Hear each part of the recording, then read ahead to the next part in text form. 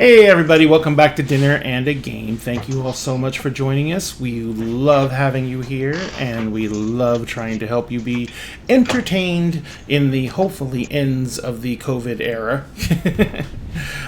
We have, once again, have the Lab Experiments in Gaming coming in to take over the channel and give you another play session of Fall of Magic, an amazing game by Heart of the Unicorn Studios, and we're getting to play it once again with the man who designed the game himself, Ross Cowman. Ross, thank you so much for being here once again. We really appreciate it.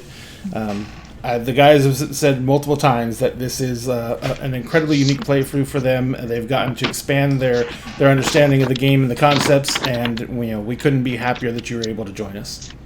My pleasure. All right. So, just real quick for Dinner and a Game side, we are going to be launching our new stream next week, which is we're playing an indie RPG called City of Mist, which is a very unique RPG in the fact that every single player in the game is playing the avatar of a god or a myth or a fable, and they basically are just trying to maintain their normal lives while they're inhabited by this incredible entity that is trying to overwhelm them and sweep them up into the fantasy realms. And so it's going to be a unique game. We've got players set. Everything is going to be going forward. On Thursday night, we had a little bit of trouble getting the last position filled, but we finally got it.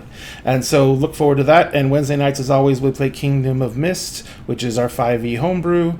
And on Fridays, on the alternate night of the lab, we have Dinner Conversations, which is a talk show that we're doing that covers geek and gaming themed topics, and we have guests on every week. This week, we haven't even picked a topic yet, so if you want to help us with that, you guys can jump into our Discord and actually help us decide on what the topic is. Also, if you want to follow any of our amazing creators, first off, we would like to once again notify the world that Rob has joined the internet.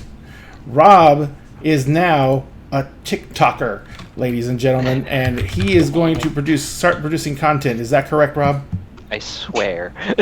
He promises and swears. I give my word, which means I will do it. It might take time, though. I feel like checking in on your page and nothing's there yet, and I'm like, it's okay, soon. Yeah, and I keep on tagging him, like when I put up TikToks that mention like the lab or anything like that. I keep on tagging Rob, and it's just like, hi Rob. Yeah, no, I've been writing a script for I know TikToks are generally just like small things, but I can't give my opinion on anything unless I vet it for 10 months. So I script all of my TikToks almost. I write them all down and then I check them, and then I'm like, if I'm not sure about something, I'm like, I better do more research about this before I speak it out loud. Yeah, exactly. So I'm with you. I get it. I'm glad I'm not the only one. Thank you, Mercy. Well, and then of course, speaking of TikToks and speaking of people who are on TikTok and producing amazing content, you guys can actually find Marcy on TikTok. She produces incredible videos, both based around her current playthroughs. What game are you currently playing through right now? I've been doing. I don't know if anyone follows. Oh, I can't even remember his name. Ty Bridgewater, I think it is, who does deadpan coffee reviews, just very casual deadpan coffee reviews, and I kind of did that style for Resident Evil 8 reviews at first as a joke, just because I was in a dungeon talking to Emily and just talking about the dungeon like that, and I was like, that would make a good TikTok. And now it's turned into a bigger thing, and now I just review Resident Evil 8 as casual deadpan reviews sometimes, I guess. Nice. All except for when you give it a 0 out of 10. That's kind of passionate. Well, I will never do that. I will never do that again. This is no longer an Ethan Winters slander account. That's my official stance now that I've beaten the game. I take it all back. So anyway, follow Marcy for some incredible TikTok content. It's amazing, and thank you, Marcy, for being on. We really appreciate it. And also, if you want to follow her or follow them, Mutiny Kitty is on Twitter and on TikTok. And Mutiny Kitty has also you're adminning the lab's TikTok as well, or Twitter as well, correct? I do try. Yes. Yeah. Struggling to keep up with that, but yes. And you've had a lot of changes recently, and a lot of good things have happened, thankfully. And so that always causes havoc with people's schedules. But hopefully we'll see a lot of new stuff soon. Yeah. And then if you want to, Shaz has a Twitch. Yeah, Twitch. Just a Twitch. And you can find her. Oops, Snaz. Oops, Also sorry. Snaz. I can spell real the good. My content's snazzy. It is. And you can follow her on Twitch. And of course, as always, as we've said many times, the reason we are here tonight is to play Fall of Magic, which was designed by Ross Kalman and is produced by the amazing company Heart of the Unicorn Games. And you may find them here to look at all their amazing stuff. They have a new game getting ready to come out. How do you have any idea how long until it's actually? Yeah. Go ahead. Can I just say that I love how part of the Deernicorn becomes hot Deernicorn? Yeah. It's really so funny. hot. Yeah, I have some new games coming out. People just walked in my house and are making moves. So I have some new games coming out. There's 3 games I'm working on right now. City of Winter. Well, first Fall of Magic Revised, which we're actually previewing on the stream, which is super cool. So that's going to press really soon, and we'll have that done in like 3 months. Excellent. We're out of stock currently of regular Fall of Magic. And then, City of Winter should be available to the public in November. And then I'm working on 2 other games. One is called Bad Baby Lich Lords. It's a competitive card game about naughty children of the Lich King that are bringing people back to life in his kingdom, making too much noise and waking him up. And then the other game is called BFF The Golden Years, which is a game about elder lady friendship that I'm designing with my mother and Jabari Weathers. That's what I'm working on. That'll be done eventually. I'll be done when it's done. Of course, now I've got more things to put on my wish list. So there goes those funds. Thanks, Ross. Yeah, we're just trying to make some good games, doing what we can. And we appreciate it immensely. So, all that being said, it's time for me to get out of here and turn things over to the Lab Experiments in Gaming. You guys have a great night. Enjoy the game. We love you, and we'll see you later. Thank you for having us to dinner. Thank you so much. Thanks for producing. Thank you, Ray. Okay, where were we? Yeah, we were at Gritwater. All right. Do you remember who had final scene? I think it's just whoever wants to go next. Oh yeah, we're gonna do turn order this time. Yeah. Because I was being a baby about it. You all are being kind.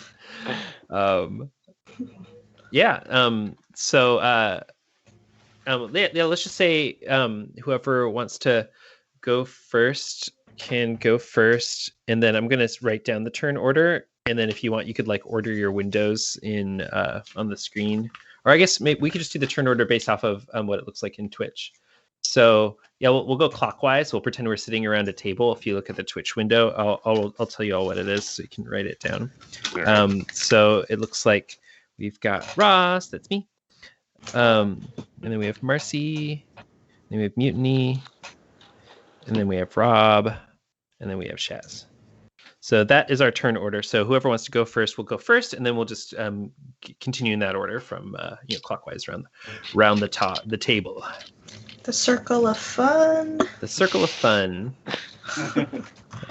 But yeah, so I'll go ahead and go first. Does that work with people? Sure. I'd like to go first. Throw us in. Yeah, throw us in the deep end. So we were, and I just kind of like to sort of slow roll in a little bit. But yeah, I don't know. This has just been super fun. I really am enjoying our leisurely pace that we've been going through this game together. Okay, cool. Oh, my token's not even on the board, so that actually might mean that it was my turn anyway. All right, I am going to choose a sunken hovel, a nostalgic smell. That's my token, right? That is your token, yeah. That is my token. River for river. All right, cool. So, oh, that's right. I'm just remembering kind of what happened in the last scene, and I think we see. I think we're all sitting in the sunken hovel, and it's pretty dim in here.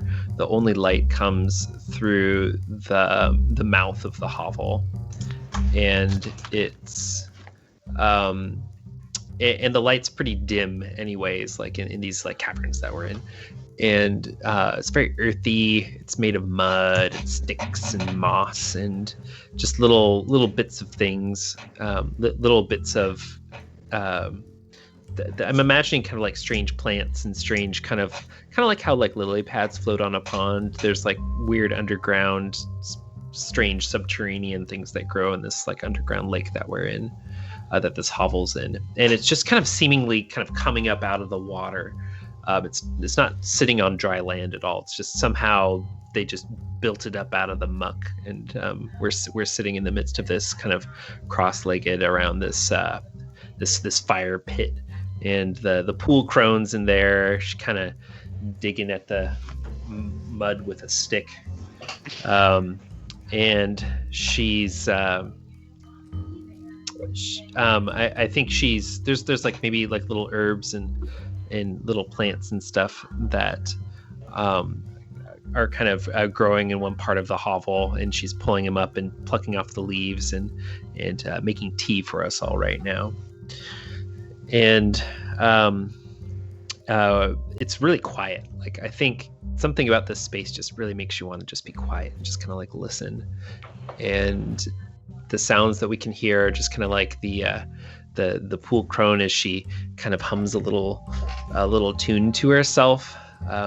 It's a really strange tune. It's like she's like humming, but she's able to get kind of like 2 or 3 notes going at the same time somehow.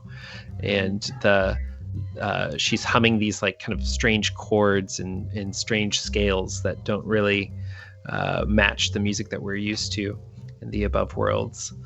And she's just like talking to herself constantly as she's serving us these teas. And one by one, she gives us each a cup of tea. And I think that for each of us, when we get the tea, it smells like something that just instantly kind of like takes us to this moment in our past. And I would love to do just a little go around and for each of us to maybe describe when they get the tea, what it smells like and what that reminds them of.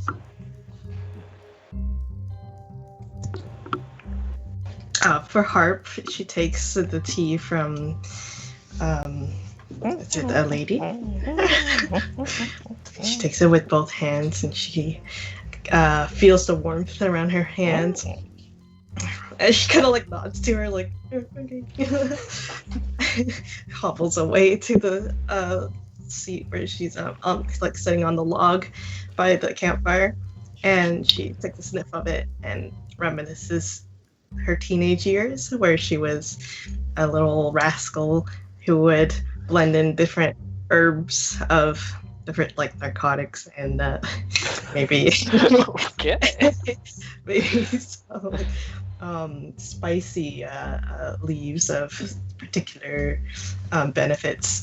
And she kind of like giggles to herself as she doesn't say anything to it, and she looks up to the lady who had given her the tea, and she kind of gives her like a smirk, like, oh, I know what's in this. she just like takes sips of it and smiling to herself as she watches the others around her. So what is everyone else reminiscing on? How about you, Justice? You want to tell us next? I think that my first thought, and what I think I'm going to stick with, is that it smells kind of like the oil that that you work into the leather of like the bindings for plate armor and of the leather of a scabbard, and it just reminds Justice of taking care of her equipment, which is the oldest task that she's had since before she was a knight, when she was still squiring, when she was taking care of bags and stuff while she was a kid before this work was even hers. I think that smell is at everywhere that's ever been a home,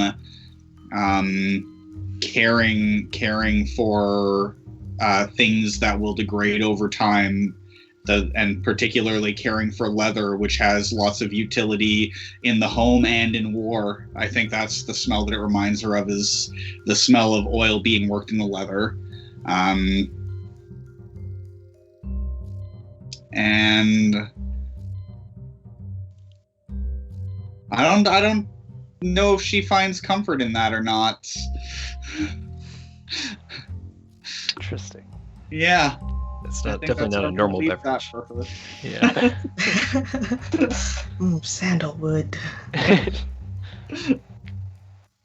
Elamira takes the cup, originally reaching out with her right hand, but not having her right hand. She sort of like reaches forward and then takes her left hand out instead, and takes the cup from the old crone and bows.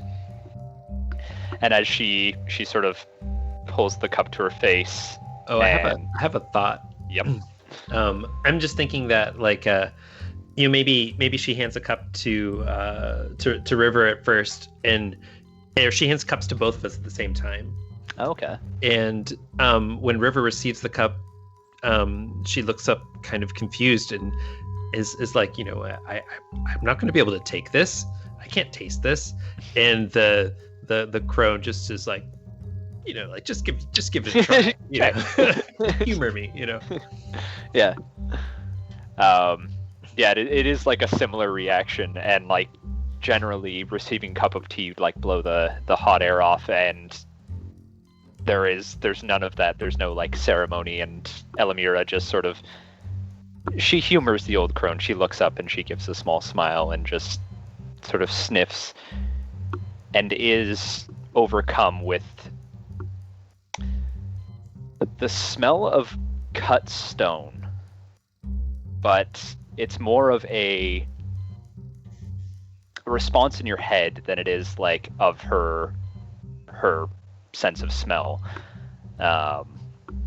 It is like a little bit, not off-putting, but like surprising to actually be able to sense anything from the material world, because most often we don't really even feel the sense of touch. And it's like she looks at the old crone for like a long, hard minute and gives just a wry smile right back. Yeah, and I think like that's a very similar experience to the one that River has, is she drinks her cup at the same time. For Caspian, he takes the cup and gives her a small thank you, and when he smells it, it smells of earth and wildflowers and just fresh breeze, and it reminds him of the meadow where he grew up. And last to be served, just to your left, is the Magus, who receives the cup and kind of looks at the pool crone with maybe slightly cautious eyes, and then gives it a sniff, and that caution kind of turns to confusion. And we watch as the Magus kind of gives it a drink and just finishes the whole cup and sits there for a moment like just reaching back like so far to where this memory comes from. And then suddenly breaks out into laughter, just wholehearted, like deep, just starts laughing. And we've never heard the Magus laugh, and it's actually like a little bit, kind of worrisome. And the Magus just starts cracking up, and finally just like, oh, that was good. She says to the pool crone, "Thank you for that. That was delicious." And like sits down the cup and doesn't share with us what the memory was. Aww. Scene. So cute. Nice. Cute. I like that. Oh, now Kind of. No. I wanted to add like a little thing about. Oh, scene's over. Scene's over. It's all over. So, Yeah. What do you want to add? When we're talking about like the memories, I kind of envision like Harp when she was looking at her tea, the steam of the tea kind of like formed into little shapes and bodies of like her like running maybe like over the tops of the buildings, and then her like making this concoction in the little huddle of friends, just like pouring out from this one cup that they all share, and they're like cooking up moonshine. Yeah. Yeah, it's lovely. Okay, Marcy, you're next. Yeah, I think that I'm gonna have to go for the moon pool. I think it's pretty much in keeping with Justice's little internal journey right now.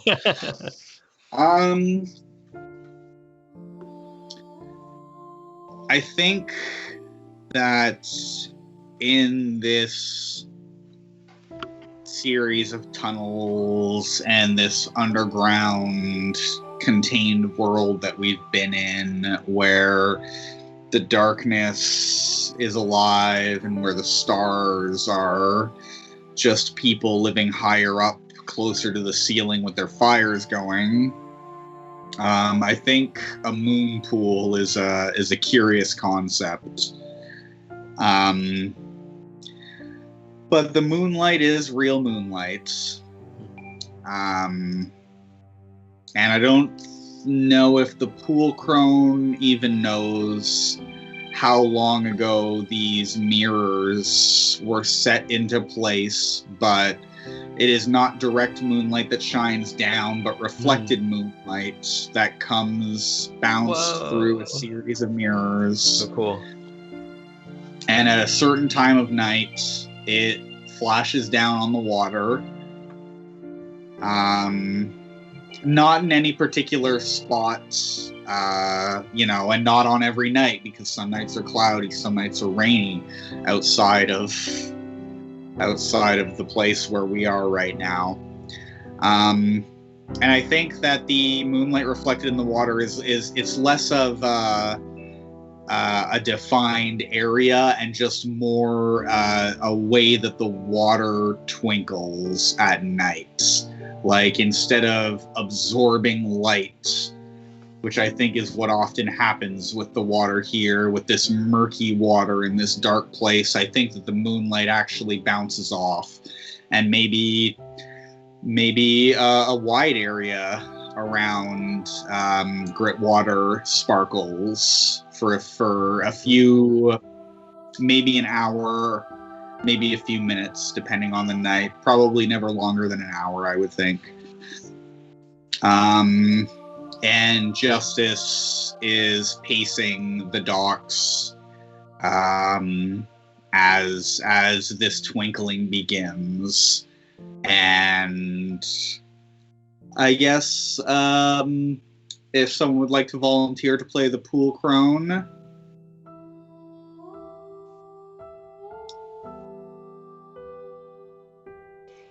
Ross, you played a pretty good pool crone. I'm looking at Ross right now. I'm like, the pool crone is there by the. I'm kind of wondering, like, I was thinking like maybe that's just not even dry land. It's just kind of like shallow water. I think we kind of described like a spider web of docks moving out from a shallow water area that doesn't have very much actual solid land. Yeah, totally. Yeah, the crone is there. She's kind of like, thigh deep in the water, and she her robes are kind of like hitched up and kind of tied around, tied up a little bit so they're not dragging. And she's just there, and her hands are kind of like doing this kind of shaky thing as she's almost like she's feeling the surface of the water as she moves around. And is there, kind of around where the in the midst of this moon. It's like there's this great kind of shimmering moon that you've described is just it's present. It's almost like it's there with us. Like it kind of has almost this like telescopic effect where the moon is like a pinhole camera is being like projected, onto onto the water, and you can see its hills, and you can see its valleys, and you can see its ancient cities that have long been abandoned.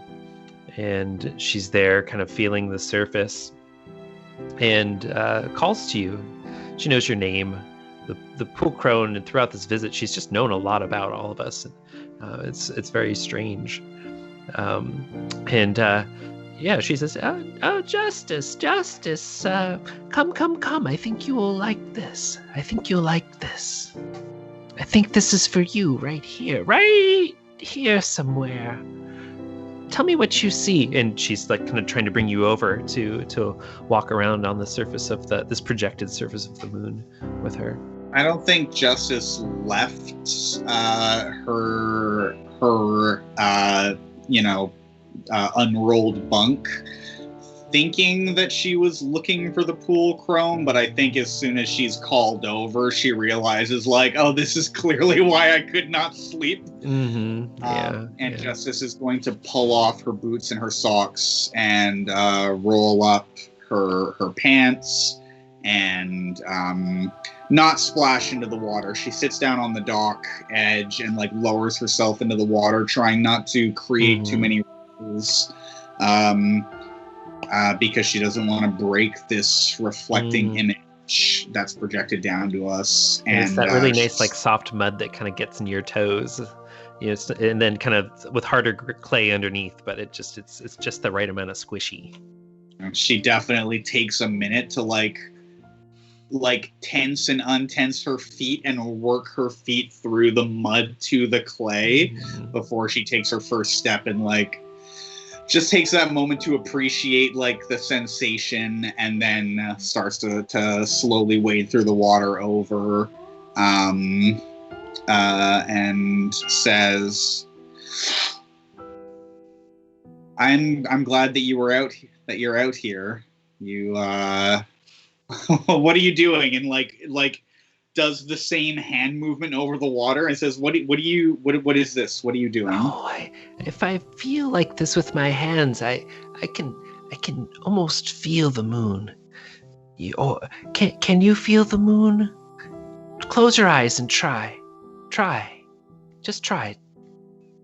I think she even kind of like takes you sort of like, or maybe being a little hesitant, and she actually just kind of like grabs your hand, like, but gently, and you kind of feel her like really surprisingly very like soft, bird-like hands as she kind of grabs you and sort of like stretches, uncurls your fingers, and is like, yes, like this, and puts her hand on top of yours, and then eventually lets go to let you do it on your own.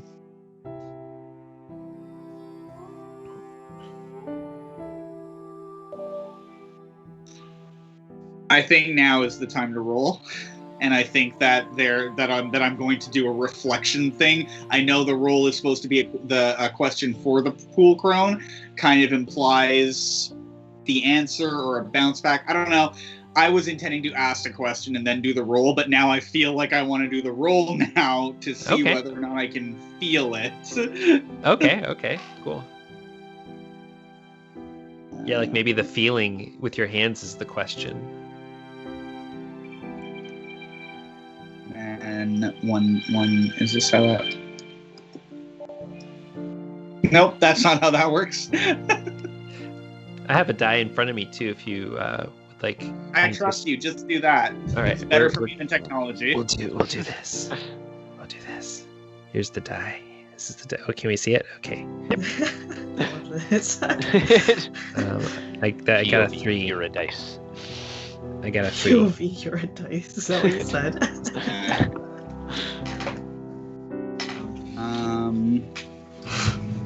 Lie that I wish was true. No, that's a bummer. Or not.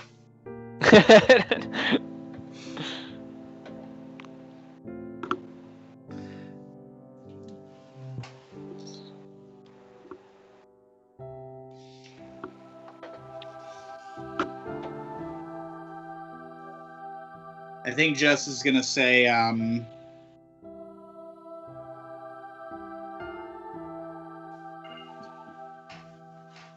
I don't believe in magic anymore, and I don't think I'm going to feel the moon, and I thank you, but I had a different.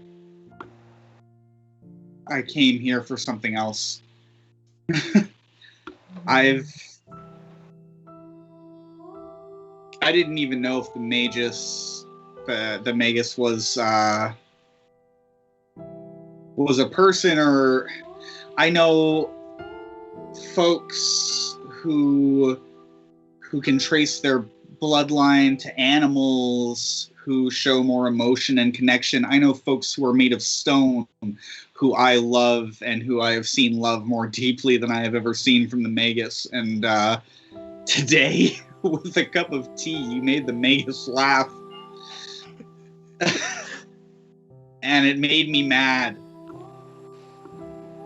And I was hoping you would tell me what would make the Magus laugh. What would make the Magus feel anything? What would make the Magus show? What would make the Magus show up? I was hoping you could tell me. The pool crone is moving her hands kind of like slowly over the smooth form of the moon, and she says, the Magus is a little like this moon. Over the moon is much older than we are, and over the years those mountains have worn into hills, and those hills have worn into valleys. It doesn't mean that they were never mountains. It's just that now they're valleys. You know, I think you know, it's funny. So like, as I'm thinking about that question, I'm like thinking like, okay, what's like real about the Magus, and what is real about like living a really long time, and just kind of like thinking a little bit about my own experiences with, you know, kind of moving from being like a child to like kind of like a young adult to like an older adult, and being like, you know, somebody that is very much inside of someone else's world and inside of someone else's container, and then somebody that's like now responsible for holding that container for like other people. So that's kind of where my brain's going with this a little bit. And I think the pool crone is just like tells you this story of this old kingdom that used to be on the moon, and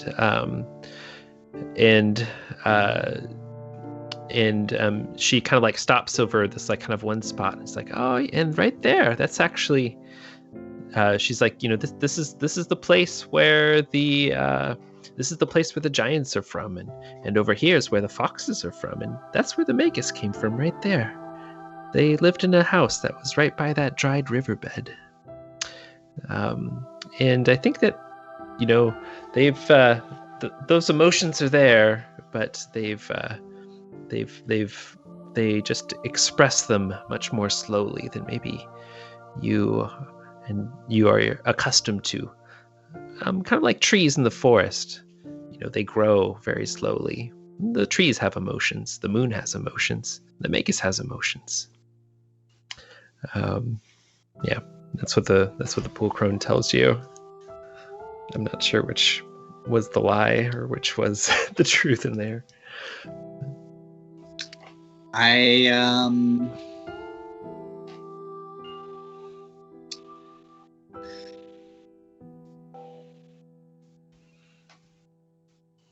So, Justice, while this story is being told, like, kind of at her hip, without reaching out, like, lifts one hand enough to do this kind of shakiness over the water. Mm-hmm. And I think for a moment she feels something, and then as soon as she feels it and kind of notices it, it goes away again. And I'm imagining like a tickle, like the tickle of treetops across your fingers or something, maybe. like when you catch a fox out of the corner of your eye in the forest, but by the time it's already hopped off. Yeah, lovely. Yeah, like if you think you caught the magus smirking out of the corner of your eye, by the time you look, the face is already straight again. Yeah. And I think I'm good with that. I feel like that was a good scene. I like that. That's lovely. Like that. Thank you very much. Yeah, thank you. All right, Mutiny, you're next. Well, we're all on the board.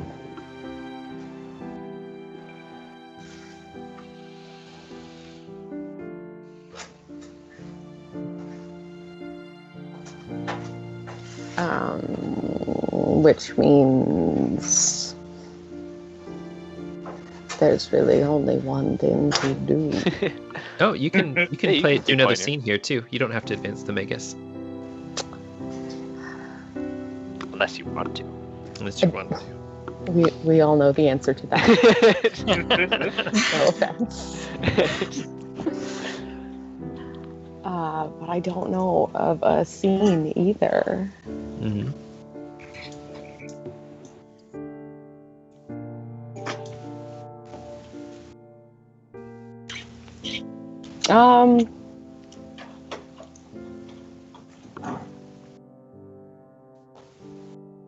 I'll also do the moon pool. Nice. If you would like to continue being the pool crone. Yeah, I'm imagining wherever it is that you're sleeping, you kind of hear the sort of sing-song, discordant humming of the crone as she is happily waiting about the pool, and are perhaps later in the night, perhaps at the same time Justice is there, up to you. Yeah, I like that. So Caspian gets up and goes. Where were we sleeping? Imagine Caspian was probably in like a hammock.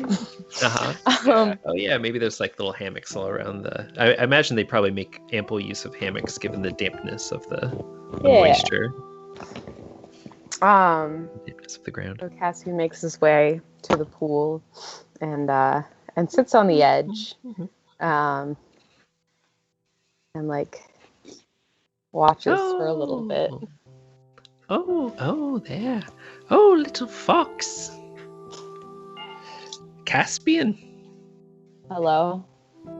I haven't seen a fox in quite some time. I'm very, very grateful for you to come down to the moon pool.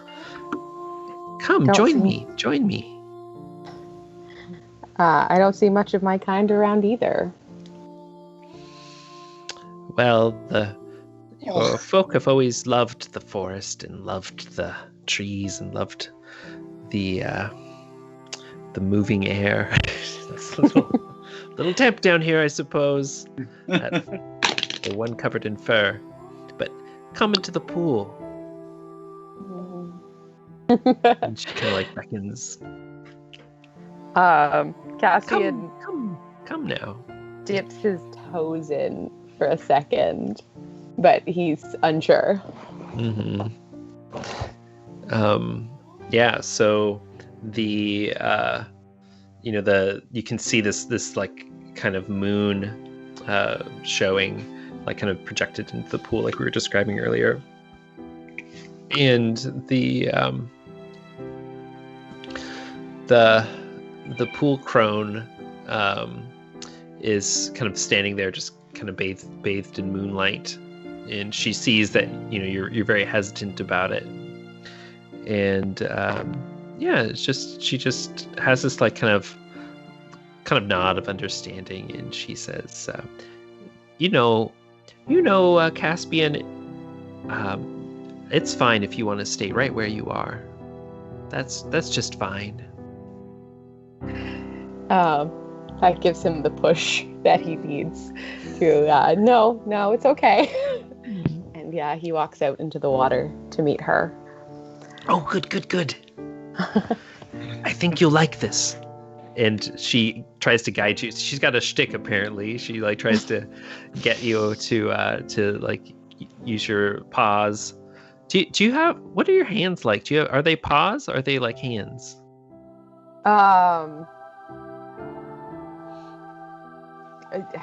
Both? Yeah. Like cartoon animal hands. Like paws or pans. Pans. They're pans. Great.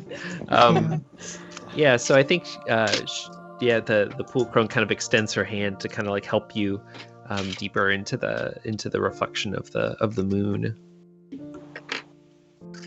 It's beautiful. I'm imagining like moonlight just lighting up your, like your fur just kind of like glistening in the moonlight. Yeah, making it the red fur almost silverish. Mm-hmm. Yeah. And Caspian looks up and just kind of stares in awe for a second. Mm-hmm. At the light shining down. Yeah. Mm-hmm. At just how clear and bright it is. Mm-hmm. And obviously this is the first clear, bright light we've seen in a while. Mm-hmm. So it leads to the whole something's off here. And I'm imagining on the projection kind of beneath us, we can even see like little signs of life, like perhaps like a flock of birds, crossing over a hillside, and maybe like a cloud in the middle of the night, crossing over the surface of the moon, and strange buildings and structures and forest that look strangely familiar. Like the trees look really similar to the forest where you're from, the Mistwood. Caspian takes all this in and still looking up, he says, "What will happen to my kind if the Magus dies?" Mm-hmm. Gotta roll that die. Do I have one? Questions. Ooh, I don't think I have one. Do you want me to roll for you again? Yeah. Dice cam. I'd have to run over. It's all good. We'll dice cam. Okay, here's the die.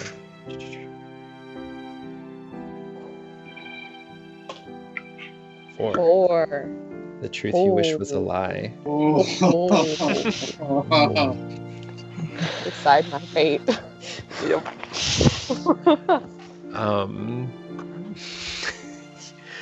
Yeah, do you want to describe it, or do you want me to pull something out of my ass?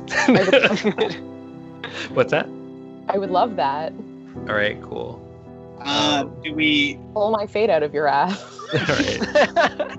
Oh. I just want to know, like as Mutiny, not as Caspian, but as Mutiny, what do you want the truth to be about what happens to the fox totally people? I mean, I'm picturing that without magic in the world, the foxes go back to what being... do you want to be the truth? That.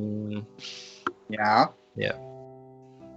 I don't know if anybody's seen Wicked or read Wicked, but like that's exactly what happens in that. Is the animals are losing, like there's magic leaving the land, and the animals are just losing their sentience. Mm-hmm. So that's kind of like a fear that Caspian has. Hmm. And That's I think he has that feeling. I think he senses that, but nobody's talked about it. So he's not ready to face it yet. Hmm. Although if you had something crazier, I'd be willing to roll with that too. Yeah, I have like some weird ideas, but I have to tell you something that you wish was a lie. So the pool crone's definitely not going to tell you that. um.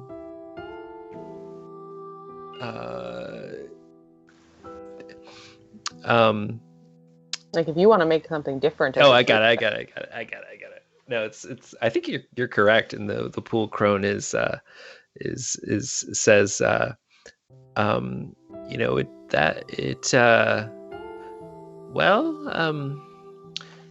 magic fades from the world,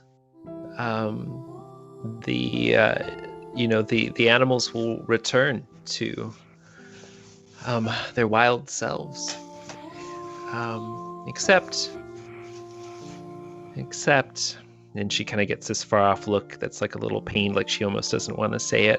And she looks up, except you, Caspian. You're special. What? And kind of turns and hangs her head a little bit. Says, "Oh, I'm really sorry. I am really sorry." How? What does that mean? Well, you've been touched by the Magus, and there are some things that there's some parts of magic that will never die, and a part of that is in you.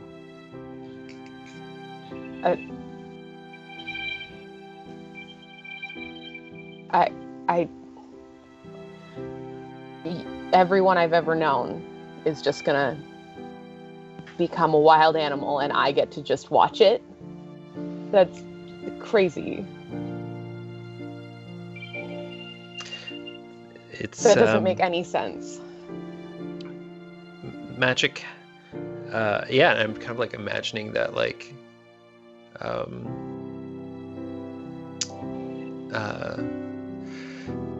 you carry the seed from which magic can be born again. You all do. Each of you carries a little bit of it. I think the Magus should have told you. I can see that now.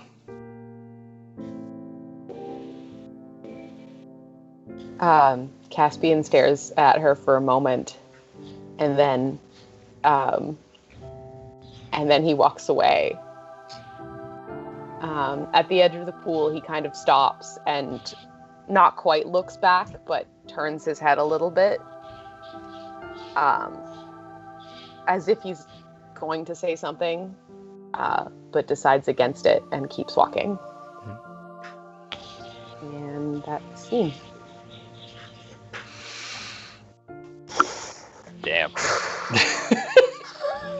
That was good. That's a good twist. Yep. Dang. Well, shit. Yeah. All right, it's your turn, Rock. Is it me? Okay. I'm going to do once again nostalgia with harp. Nostalgia. Yeah. Where's the cue for that one? Oh, a nostalgic smell. Or sorry, Hovel. Suckenhovel, but it's a Nostalgic smell. Yeah, my bad. Mm.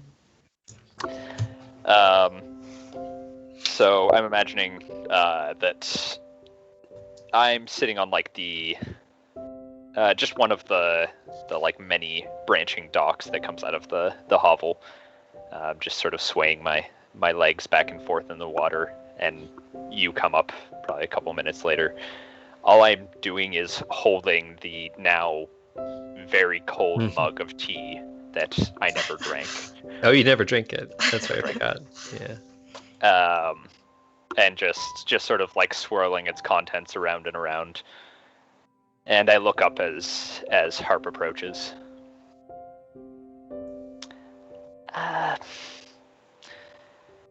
Harp, Yes, my dear. how do you keep a memory when the memory is a sense that you've never had? A sense you've never had. The pool crone made me smell, or what everybody seems to describe as such. I can't smell. Never have been able to, and probably never will again. How do you hold on to something that you can't understand? That's a tough question. Hence why it's stuck in my head. She kind of looks over to you.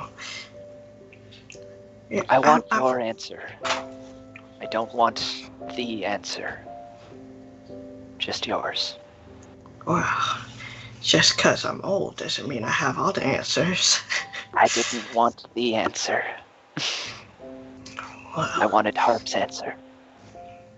if it were my answer, how do you keep on to a memory or a sense that you've never had? I do the thing where people like to call hoarding, and I like to keep things. I like to keep little memories of what I cherish in one of these little pouches. And I found all sorts of ways to keep my memories. Either that's be physical, and she like shows you the pouch with all the jewels and the rocks of with the faces of the children that she used to take care of. Or it could be something a little more magical. And she reaches out into another pocket and takes out like this crystal ball and kind of like rolls it along her fingers. And as she rolls it, different memories kind of play over and over again. This world is very nice and giving me all these knickknacks to keep my memories. And because I'm getting old, these are quite helpful nowadays. Why do you ask? The cup of tea made me remember the day I was made. And it reminded me of a smell. The only smell I've ever known. Because it's the first one I ever had. And I'm left wondering how I would keep a cup of tea to remind me for the rest of my days. A fluid in a vessel that, no matter where I keep it, will impart, or whatever vessel I keep it in will impart its smell on it. And I will lose that memory. I will lose the only smell I ever knew. She sits down beside you and looks at the cup of tea in your hand as you're swirling it around, and I look at the markings on your body and suggest, why don't you paint it on yourself? It's one of the perfect ways you could keep this memory with you. An interesting idea. I'm not so good of an artist myself, but I could try to paint something on you. I would appreciate that. Even if it doesn't work. Perhaps the ritual will help me remember. She looks over down into her bag and scrambles through all her collected items and pulls out a skinny paintbrush. Oh, I think this will do. Alright. Is there anything particular that you want drawn? Maybe would it be appropriate to draw a nose on you? Have we been noseless this whole time? I don't know. I'm gonna have to do some serious like We have mental editing. nostrils. I don't know. A little cute button You nose. don't know. What's that? A cute button nose. Oh, mutiny. Did you I ask said- something? No, I just said you don't knows. A lie. A truth I wish was a lie. Or the other way around. I think if that's what you think is fitting, it would be fantastic. Well, I hope I do this right and the others don't make fun of my artistic skills. And Too late to worry about that. I dip my brush in and I kind of work along the kind of like ridges of the rock face that you have to draw a nose. And What kind of nose? Is it like an L nose? Is it like is it the good nose? Yeah, the Kind of like a- crossing faces for Yeah, yeah. items. They've got perfect flat face features. Could you actually draw this nose on an actual piece of paper? Oh yes, you know what? I need that I too. think chat really wants to see that. Yeah, definitely. Hold on. Super Maybe I should realistic pan down my.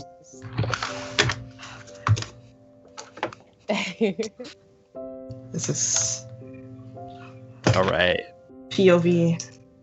This is a dexterity based game now. Oh, no. Pictionary. I don't know how to draw well, so. Squidward. That's not bad. That's a great pretty nose. good. All right. Okay, so that's the nose. That's my nose. All right. Oh shit.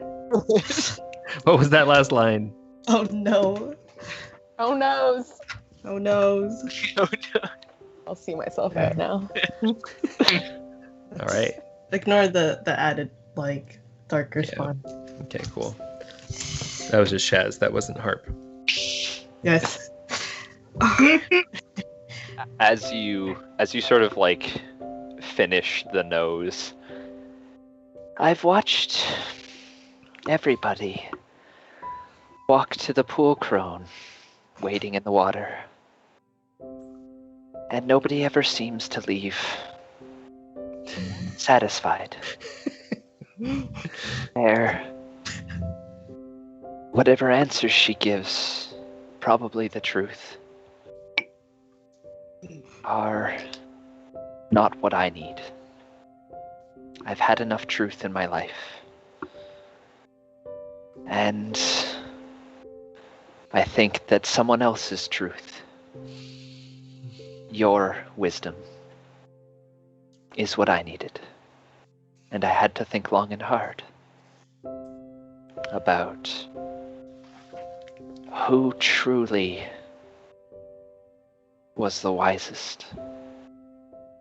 Me and River have lived longer lives, and the Magus is surely the most intelligent. But wisdom is something else. And so I chose you. She's a little speechless hearing these words and looks down at her feet as she's kind of swirling her legs with you in unison and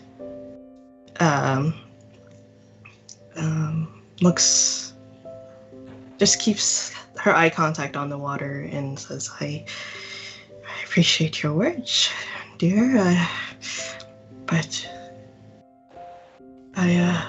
sometimes I don't feel the wisest of my own for my own. Perhaps maybe even evident with the nose idea.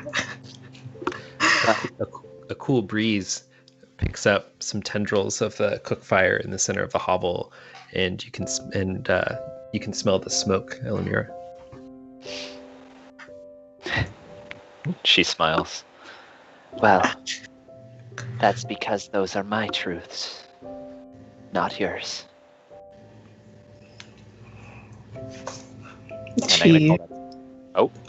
She finally looks up at you and like gazes in like your eyes, I guess. What your My painted eyes. yeah, your painted eyes, and says, your words mean a lot for this old lady. I don't hear it often, and it's quite a nice reminder.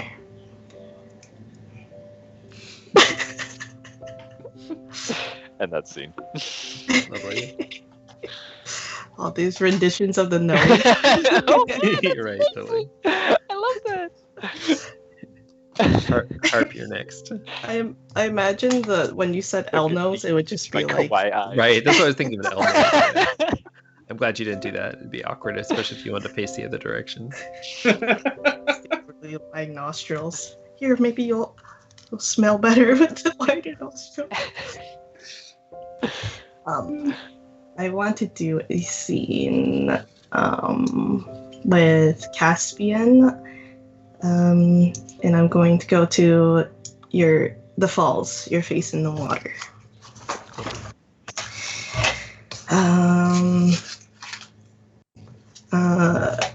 So the two are already together, and I imagine us sitting by a waterfall.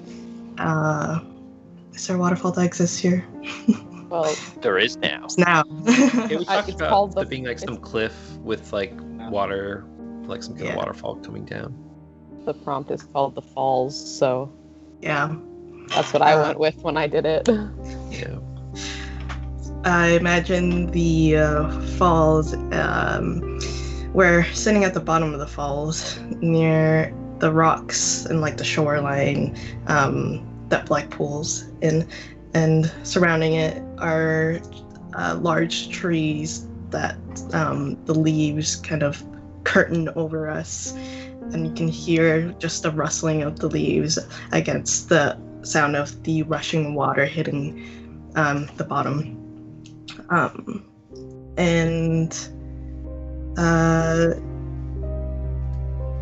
Harp and Caspian are kind of like foraging around, but Harp decides to sit down on one of the logs, like one of the driftwood logs, and settles down, looking at her face in the water, seeing the wrinkles of her face under her eyes and around her cheeks, the smile lines that are slowly drooping her face. And as she's looking at herself in the water, she's making like faces, almost like, you know, raising her eyebrows to see what it looks like with the wrinkles. She's smiling and seeing the wrinkles on the side of her mouth, and then makes a couple silly faces like, And she touches all these spots and says to Caspian, something different about my reflection. I don't know what it is, but these past couple of days I've been a little off. How do you feel? Have you noticed anything different, or is it just me? There's definitely something off. Yeah. I don't think it's just you. Yes. When I look in the water, I expect myself to look a little younger, but of course. But no, I look in the water, and her face starts to kind of like change and morph in subtle ways, to like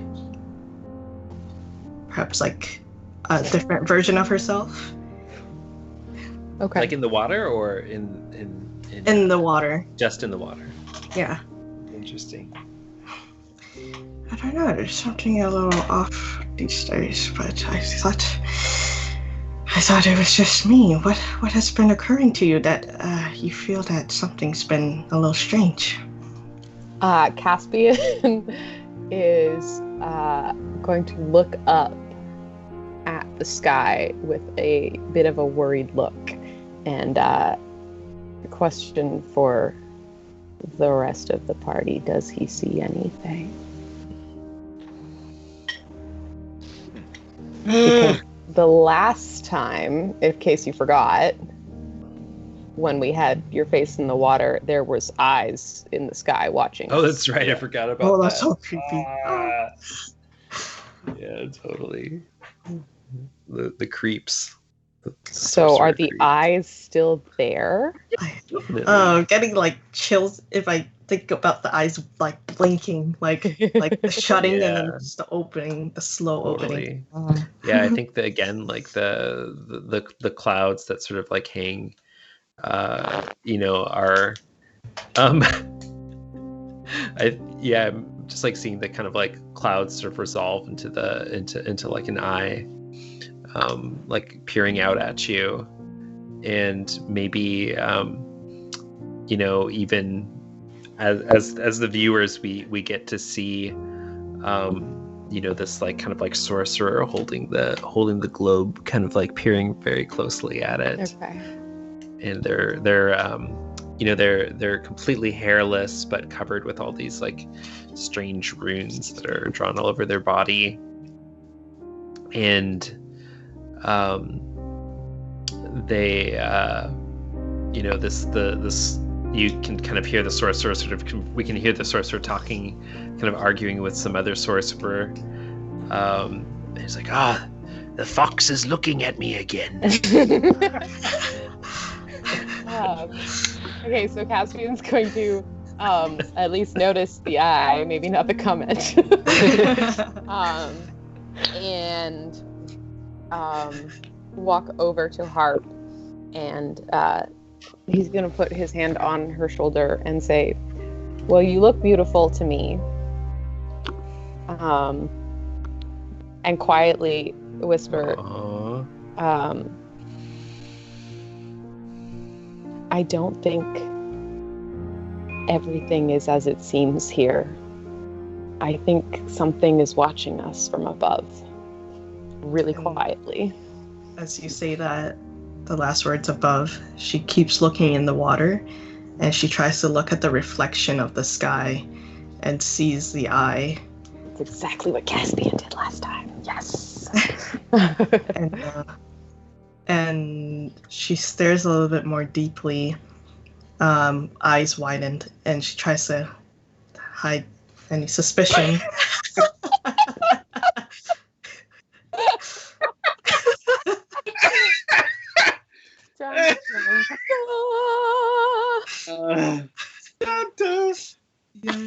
I also, just a little flavor, I think somewhere else amongst the spiderweb docks, the pool crone actually says, the fox is looking at me again. Oh, damn. And like, just out of nowhere, like interrupting whatever she was doing at the time. Not like she was doing something and said that. It just comes out of her mouth. Is the pool crone in on it? Interesting. Oh my god. Is the pool crone in on it? Oh my god.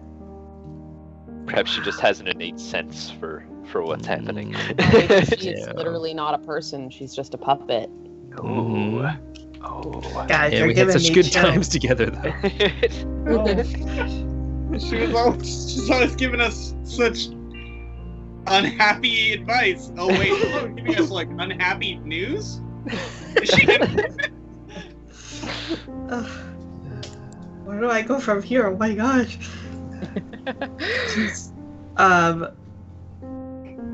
Oh god, she just looks back at Caspian and is like blinking. It's like there's a for good sense of direction.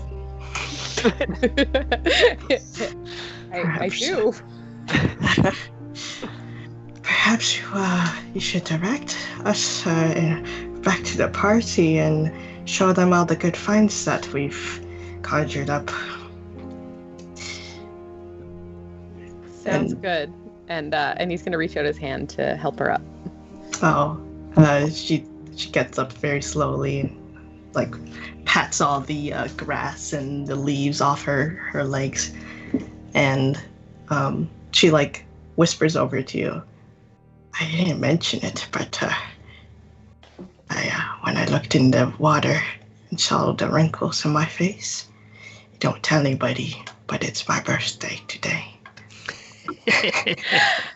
Oh, that's perfect. I was already gonna do this anyway, but this is better. Caspian's gonna reach into his pocket and pull out a particularly shiny stone that he found, and hand it over to her and say, "Well, that's perfect because I found this for you." So, happy Thank you, birthday. dear.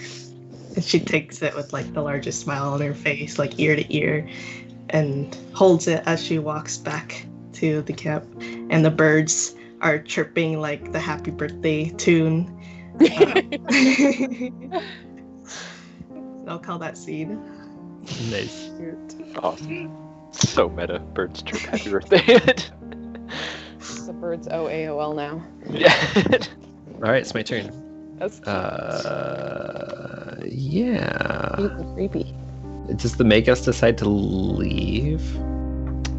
Or What's the do time? we do a heart birthday episode? Yeah, definitely. Definitely. Then at what Okay, point do we never get to our tournament arc? Well, Caspian's not going to tell. Cool. Yeah, Salamander Shallows. Ask for help making a cake? No.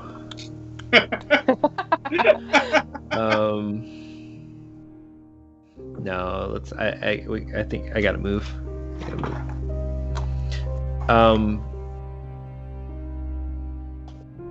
But where to? It's hard to leave Girdwater. Those were good times. Yeah, I'm gonna move us along. Fortress of Karst. Alright, take your tokens back, everybody. Fortress of Karst, Hospitality of the Machine. Okay. So,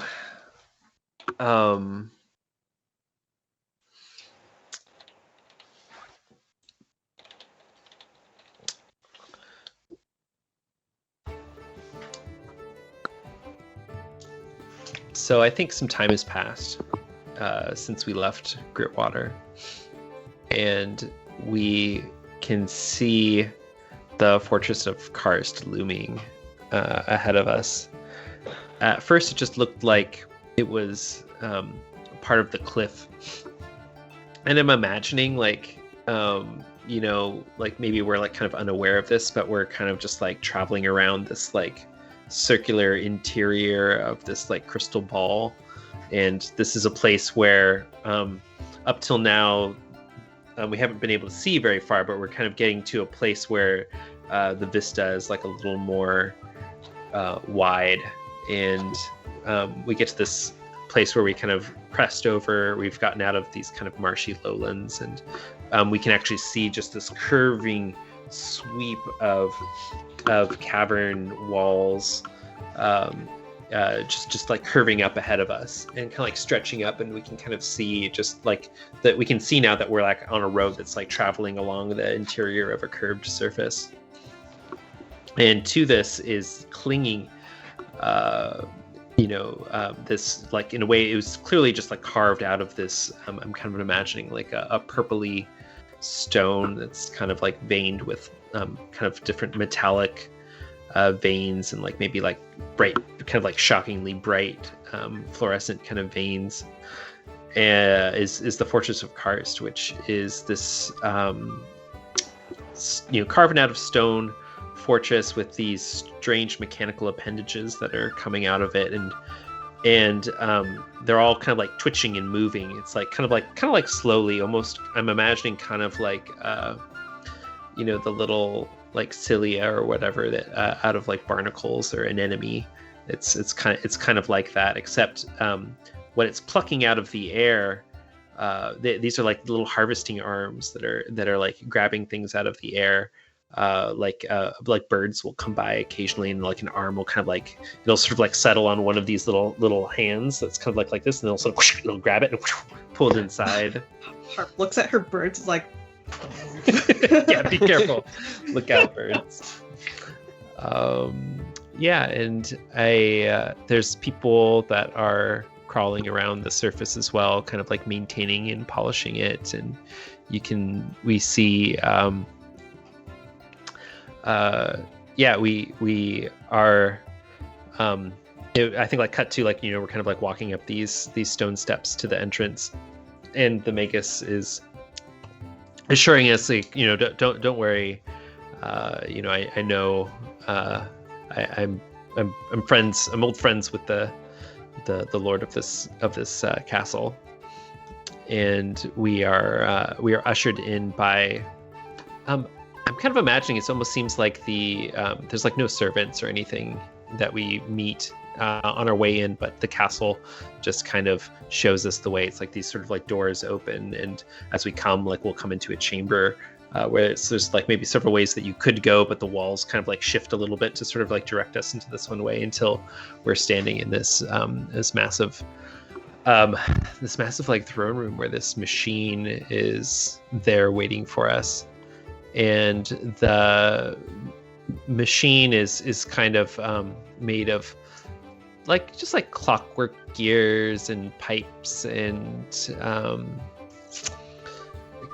just like cabling and winches and like simple machines that resolve into a face when you kind of look at it from a distance. And we it speaks to us in this metallic voice. Welcome, Magus, to Karst. I would love. It just kind of like the voice is almost like strange samples of like different sounds that you would kind of hear machines make, like hissings of steam and clanks of clanks of hammers upon metal, and the whining sound of rusty springs that the machine has learned to make into this like assemblage of a human voice, and that's how that's how it converses with us. Maybe sounds like some kind of like a cross between maybe like just the sounds, that whining sounds of like a clock and like a gamelan orchestra somehow like resolving into a voice. The machine kind of like greets us, and little their little hooks kind of come out of nowhere to take our coats, and they're sort of like whisked away to other parts of Karst to be cleaned. And it's like a real Beauty and the Beast kind of like situation where it's just like this castle is kind of like alive and just kind of strangely anticipates our needs as we move about it. And the machine is very pleased, apparently very pleased and very, very curious, to see us. And we are, but yeah, we're fed and we're put up and we're taken care of. That's where I'll end the scene. So Marcy, you are next. I'm going to do Nest of the Machine. I would like to invite Rob and Elamiro to do this scene with me. Ooh, all right. And I think this is a little bit after we've been welcomed. And so, Ross, you'd been describing this sort of... It sounded like it was both natural design and curvature of the hallways that direct you a certain way, also a sort of shifting and flexible aspect of it that come together. And with that, I was also kind of imagining like a quality of lighting. That's how it looked in my mind's eye, was that like the way that you were supposed to go had much more vibrant torches in the sconces walls, whereas the other ones would be lit with a more candle quality of light. And I think after we've been welcomed, all of those, except perhaps a few, I guess, but all of those sconces have now moved from candles to torches, and most of this place has been made available to us. And I'm imagining that that Elamira and Justice were both equally, maybe not equally. What Justice is interested in is, how is this assemblage of gears and springs and steam a person? And has invited Elamira to dig deeper within the castle, and I'm wondering if Elamira feels the same way, or if Elamira is coming for other reasons. So I guess we can start with, I just kind of want to know that, and I'll build more of a scene from knowing that. Elamira is happier than you've seen her in a long time. She seems elated to be in this place, in a place that is made of non-living beings.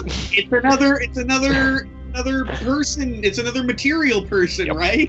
Exactly. Yeah, Elamira she looks around with almost a childlike giddy as she looks at the machines on the wall performing inane functions from what she can tell, and is just so happy to see something else that is alive, made from seemingly inanimate objects.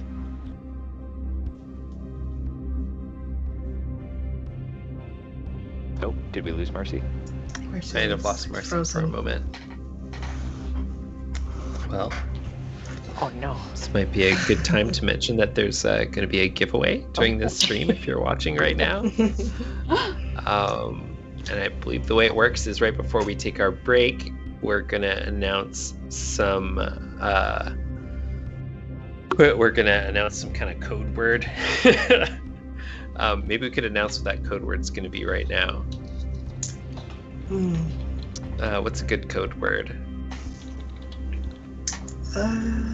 We can choose the code word. Maybe nose.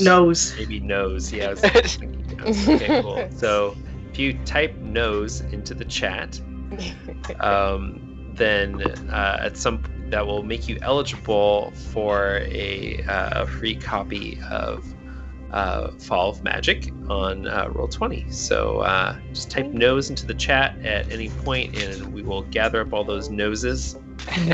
And you have to draw a picture. No. Yeah, and you'll be entered into that drawing. I don't Does anybody know in chat have any questions? Have any questions for the cast? It's mirrored. We wait for any questions for the cast? I'm gonna try to mirror this. I don't think it's mirrored on Twitch though. Oh yeah, I can. Whichever it is. We did a great job, everyone. I feel like Twitch unmirrors it. Yeah. I just want to say the idea of the gears talking with the hissing and like the sounds of the machinery making the words itself. That is a really cool concept. I really want someone to do that. That's the one thing. It's probably like a lot easier to like make up with words than would be you could actually do in a movie. I always associate things to like movies and shows, and I just thought about Howl's Moving Castle, and just the steampunk-esque, just the functioning of the castle being similar to the hissing, the clunking. My first thought was, how do I do that? Yeah, totally. How would I make that noise in my mouth? Sorry. So Foxrider asked this kind of bullshit question: how'd you all get to be so awesome? Thank you, Foxrider. Backhanded. It was a lovely question, Foxrider. Where'd I come up with the idea for the game? first game that I made that was kind of like mechanically like this was called Life on Mars. I actually tried to make this game and then I didn't really have the chops to do it, so I made this game about going to Mars instead. You're like the first astronauts on the journey to Mars, and and then it kind of came, and then a little after I made that game, I felt like I knew how to approach this game, and I just kind of had a couple goals. One is I really like that kind of fantasy, which is like the exploration of culture and hospitality and like really relationship focused. And the other thing is I've done a lot of touring, and as a musician when I was in my 20s, I was probably on tour for like, anywhere from like 2 to 3 months out of the year, and just had a lot of experience of like going to different places and meeting different people and kind of getting to learn about the city through the eyes of like a host. And that's just kind of like this is a little bit of trying to kind of explore that, just that feeling of being on a journey with people. That's kind of where the ideas came from. Plus scrolls. Scrolls are fun. Yes, Yeah. scrolls are awesome. There's actually if you're curious, there's a really good interview where I really go into detail about all that on Polygon, and I just like talk about some more about what it was actually kind of like what we went through building the scroll factory and everything. So I really recommend going to Polygon and searching Follow Magic and checking that out if you're interested. That's awesome. You're cool, Fox Rider. Thank you. I appreciate it. Yes. Yeah, I agree. Unless you're saying that God is cool. God, so cool. That is also true. You're very welcome, Fox Rider. And thanks for sticking with us through this campaign. Hey, welcome back, Marcy. She's Hey. Okay, I think it's okay. Yeah, we can hear you. That was very abrupt for me. Oh, it's all good. I got one whole minute of Rob's voice going. Continued even after I closed the computer. Rob the So that was remix. strange. But I'm glad it was Rob's voice of all. Yeah. Aw. All right. Okay, Cool. So should we and take actually, we should probably take our break. I was just getting from our producer. Oh, Sound this good? is actually a good time for that. I think. Yes, I think good. the computer might need a minute to cool down. I think that might be part of what its freak out was. So this might be a great time. Well, sounds great. And let's all remember to do that drawing when we get back, because we always seem to forget it every week. Yeah. We're gonna do the drawing. Sweet. So yeah, when we come back, we will continue with Marcy's turn in the Nest of the Machine. At 7:40 EST. Does that work? Yeah. Perfect. And the rules are for breaks, you have to get up. You can't stay at your computer during the break. We have to do that. You have to do I'm something. What if Walk I I'm gonna outside. close my whole computer just to make sure that doesn't happen again. That's my plan right now. Toss it in the Okay, freezer. see you guys soon. Awesome. Cheers.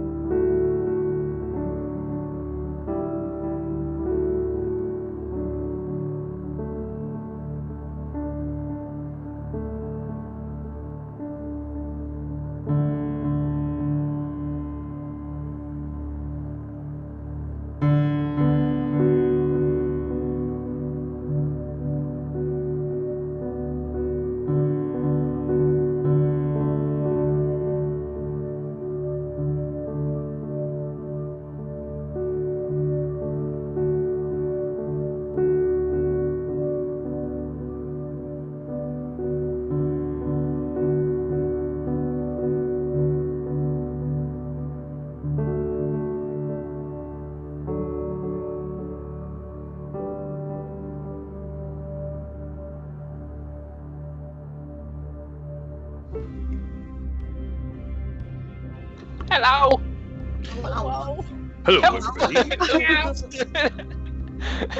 Welcome back to the lab. All dinner and a game. Oh, that was nice. I like that. Join us next time. Join us now. Join us. All right, now. so yeah, it's give us a scene, Marcy. Nest of the Machine.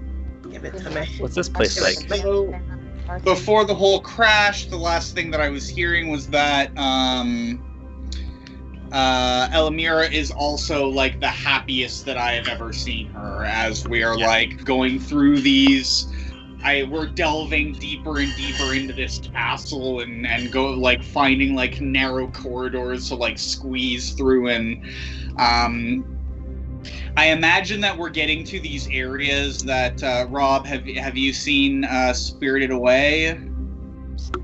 So I'm imagining like the narrow staircases on the side of Karst. Let me just double check the Fortress of Karst, and like these hallways that are lined with drawers and steaming vents and stuff. And I don't think we're going anywhere where we're gonna find anything. You know, we're just kind of excitedly searching to see what else is here. Yeah. Just I guess I would really like to pick up with what we brought up before, which is Justice just being like, what other kinds of people are like you and like this? Like I thought you were the only one that I had ever seen before I'd even met River, and I knew that golems could speak and be, and now here's this person who is steam and gears, and also maybe this entire building. Like, are you here now? Are they here now? What is? Oh yeah, they're definitely here right now. This is phenomenal. I've never been anywhere where there's somebody else like me. It's always just been me and River. This is to see something else. I wonder if it functions on magic as well, or if it's purely of its own making.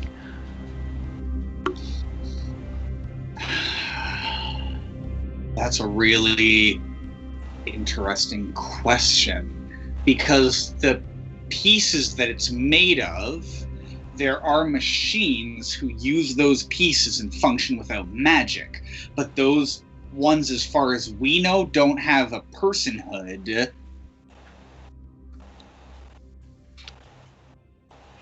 Yeah, I don't. I wonder if the consciousness itself was made similar to myself, or if it functions purely on its own. If just after time, its inane reason for being, the things that it does to keep itself alive, just began to turn itself into something cognizant. Would you ever be a building if you could? If I love that as a question. That's a question I've never been asked. I think I could see the appeal. Perhaps not so much with people coming and going, but with consent I could see that it would be a fantastic existence, to be so grand that somebody could explore everything that is you, all of yourself, by walking through you, but experiencing you. And I think Justice is gonna like stop. I'm kind of imagining like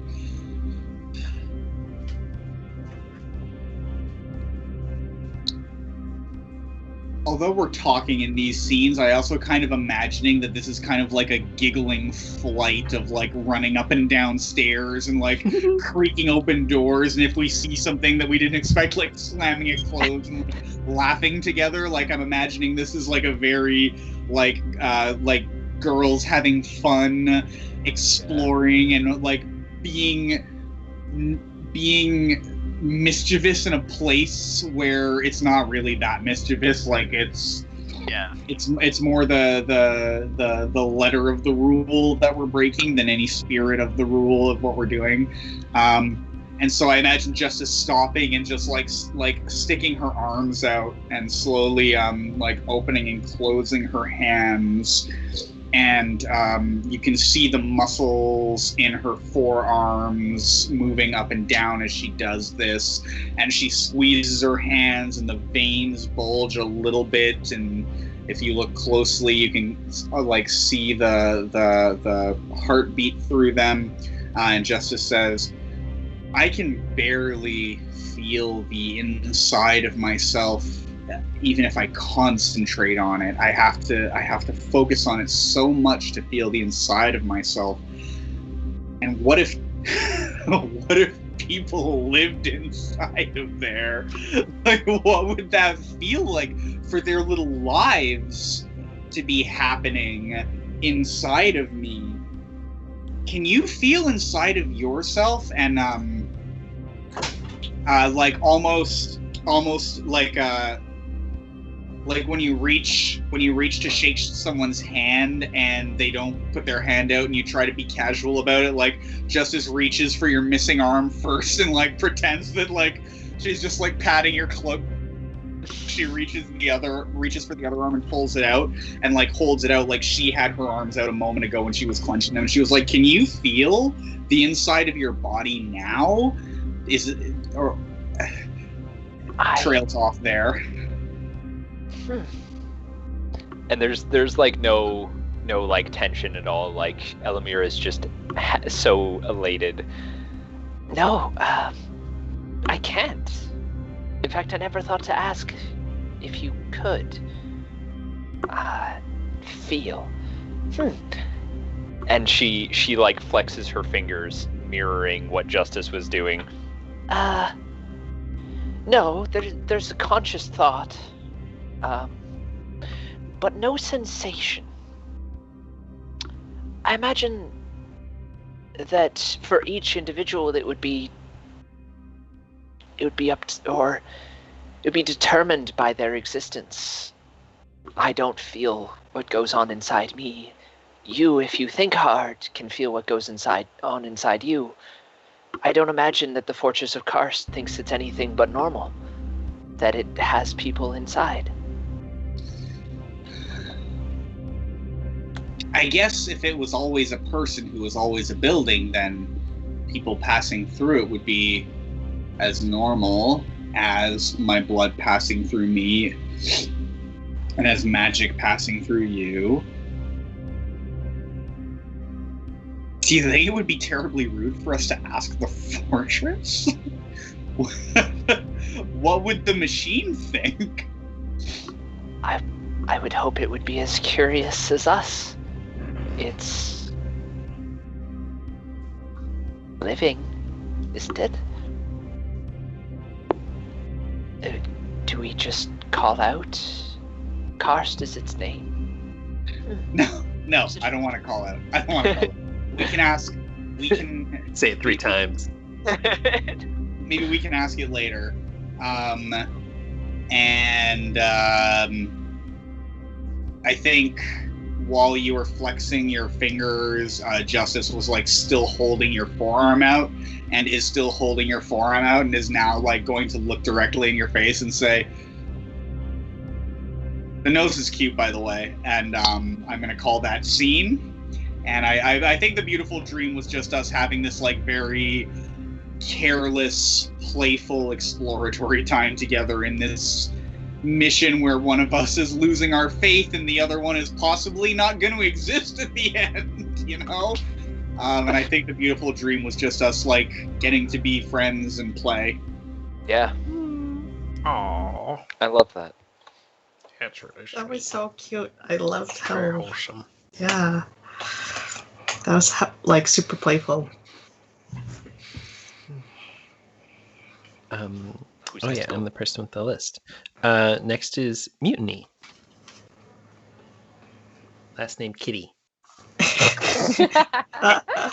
Middle name Uwu.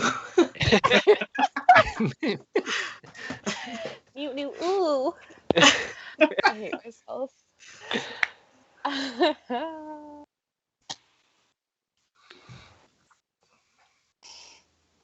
I mean, I love this. It's such a fun game.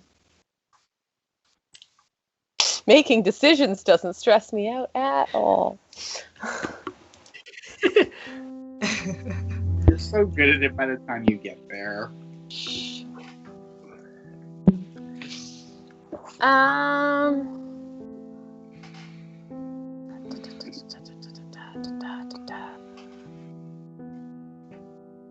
All of constant motion sounds insane.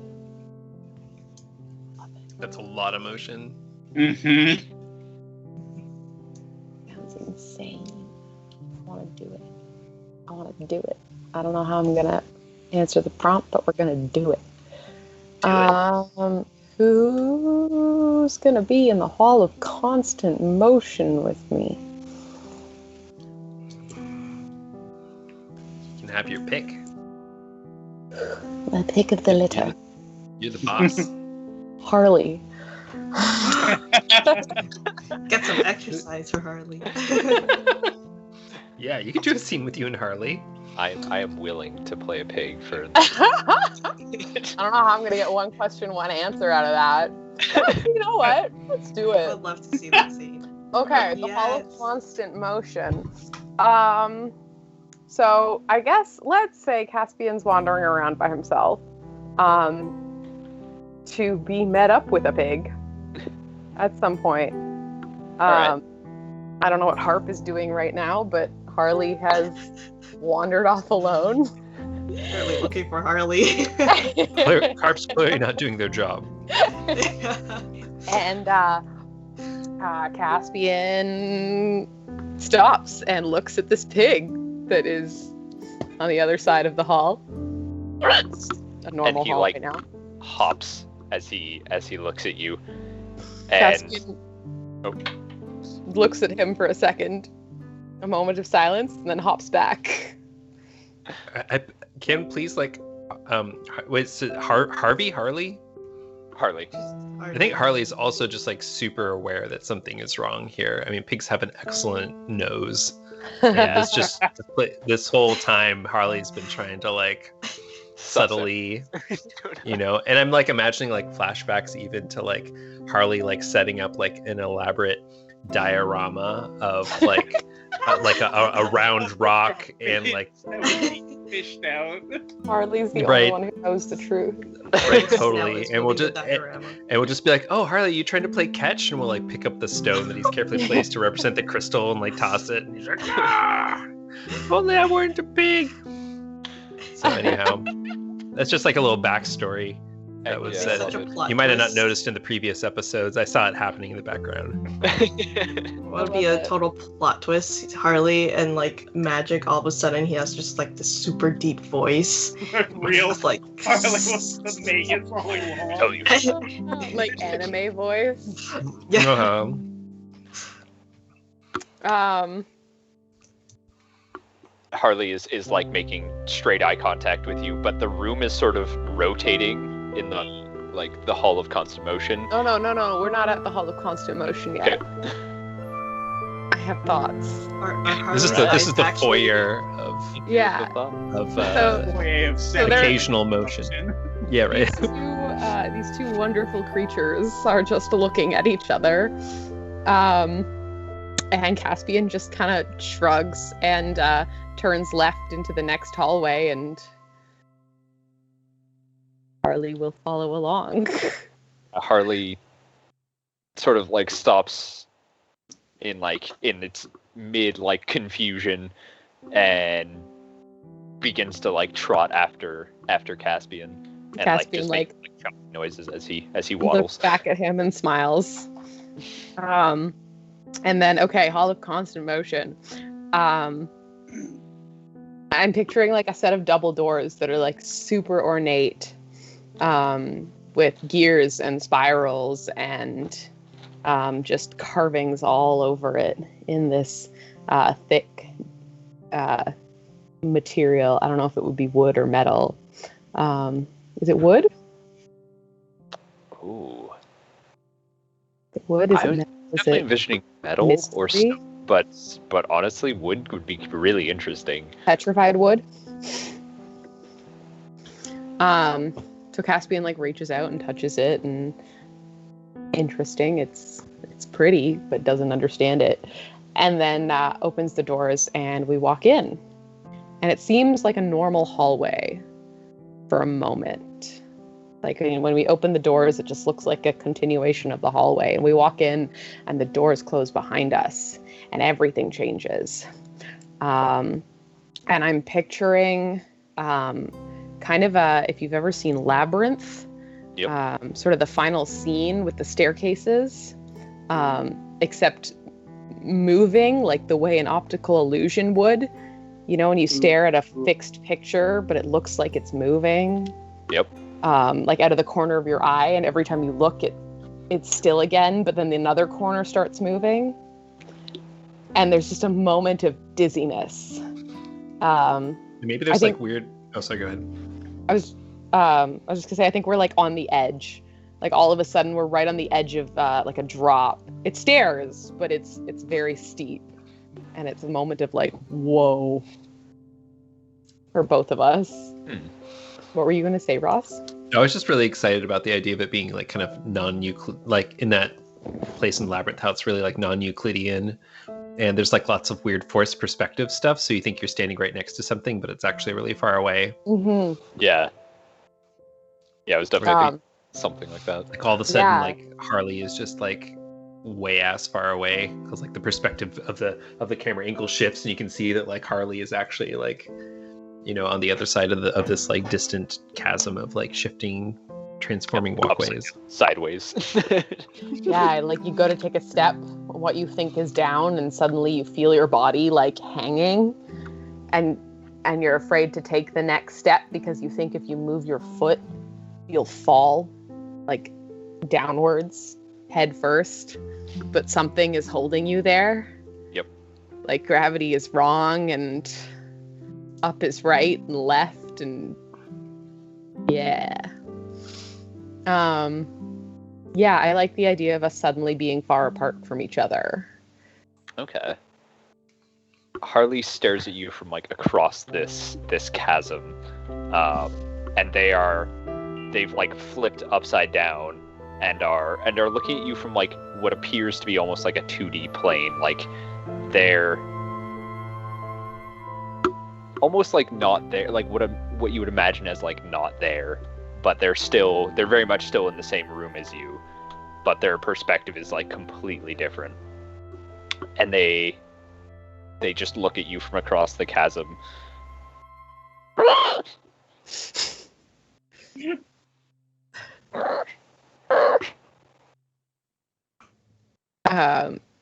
Does Harley sound distressed? Is that what Harley I'm sounds getting? very Yeah. Okay.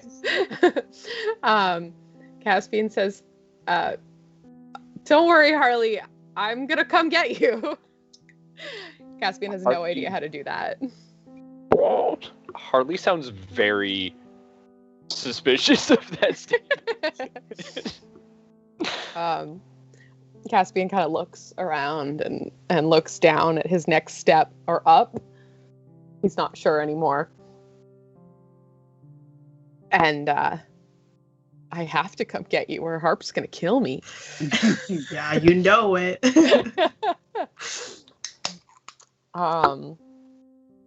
Yeah, Caspian's gonna take a deep breath and sort of start not running, but like going as quick as his unsure feet will take him to try and find a way to Harley.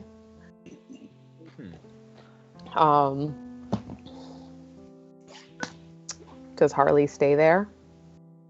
Harley doesn't move per se, but I'm imagining as you move, like with each step, like your perspective of them shifts, and you feel like you're getting closer. And Harley Harley just stares at you with like distant eyes, as if still seeing you back in the place that you were. Oh. So distant.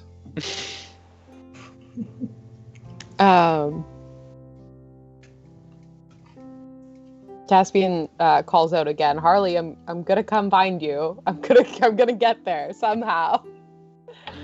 There's less assurity in his next squeal. And I think the like 2D perspective that you saw before, like almost like what I'm envisioning is like a horrible abstract painting of Harley, sort of like appears in front of you, and is like very, very confused. Like sees you're there, but sees you the way you're seeing him, in like a different realm almost. Caspian is going to. He looks at this and looks around again, and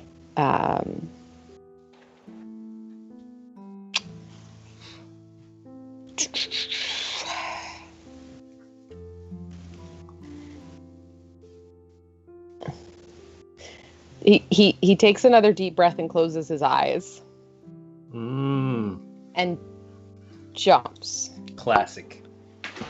Um, Classic wizard move. And when he should be going down, he feels his body floating upwards. And suddenly he's right there next to Harley, and they're both back at the door again. Oh yeah. Harley like nuzzle, like sort of pushes your face as you land next to them, and gives like a elated squeal and starts to pull you away from the room. Squeal. Squeal. Yeah, and Caspian kind of gives Harley a pat on their head and says, "Let's not do this again." I bet Harley's trying to show you something. Yeah. Harley gestures towards like a shifting in the stairway and like a shifting in the hallway that seems unnatural, and is like constantly trying to like push your face towards the section of the wall, and it's more eyes. And as you look down the hallway, each odd part of the room seems like an eye, and maybe a section of fabric opening, and there's like a ripple of light. And Harley just stares at you with the most understanding look you've ever gotten from a pig. Top 3 at least. I envision Harley's base eyes are kind of like pointing in different directions, and like his eyes finally meet in the middle.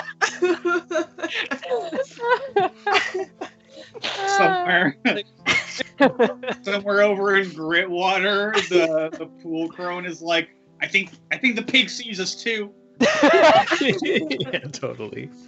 Yeah. Oh my god, that got me. Pig's on to us. We've been Like, made.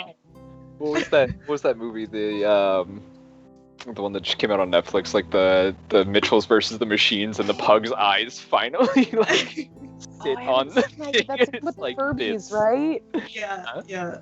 I have It's to one watch, of the giant Furby. I have to watch that for the Furbies alone. It's a good watch. But yeah, Harley tries real hard to let you know.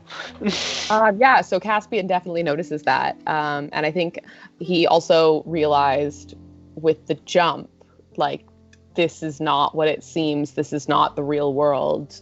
This is something else. This is truly magic. But we are not in a place of reality. And Like, Harley Caspian had that moment. For sure. Harley like pins you down to the floor, like standing on both of your fingers, and just stares into your eyes. And and just gives like a nod. I would not want to be knocked over by a pig. Yeah. And like steps off of you. Caspian laughs and says, "Again, let's not ever do this. Ever again." And we walk out of the room. That's scene. I freaking love that so much. Hell yeah. Can't Rob's next. take an entire scene. Just hear Harp's angry voice. Harley! Oops. Harley's eyes go back to the I didn't do nothing to your pig, ma'am. In fact, he assaulted me. Or they like steps on your foot. Ross is come here. I was trying to imagine how the pig was gesturing. Or I got it. The cloven, it was very readable. Oh man. All right. Harley is actually the successor to the Megas, confirmed. A bit too much. All right, Rob, you're up. Okay. I was too busy being to think.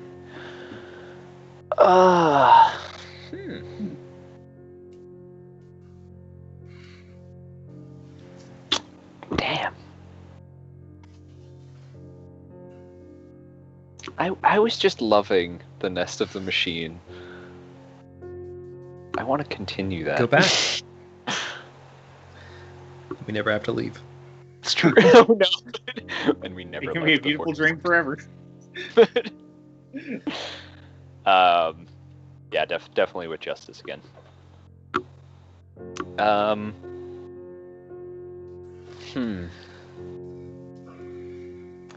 I think it continues from where we left off.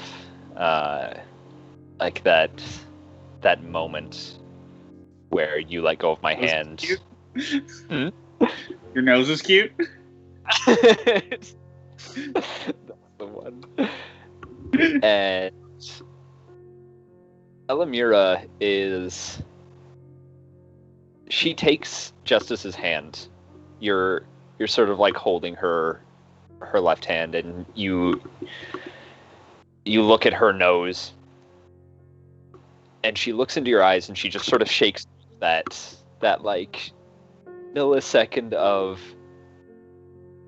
I've never looked at somebody like that, and takes your hand and goes,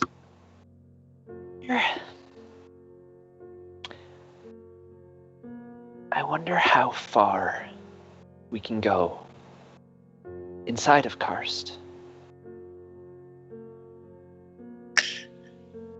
I don't want this to end. I actually feel happy. and she's dragging you down the hallway at like a run, and you only hear the last bit as a whisper as like the wind is rushing past your ears.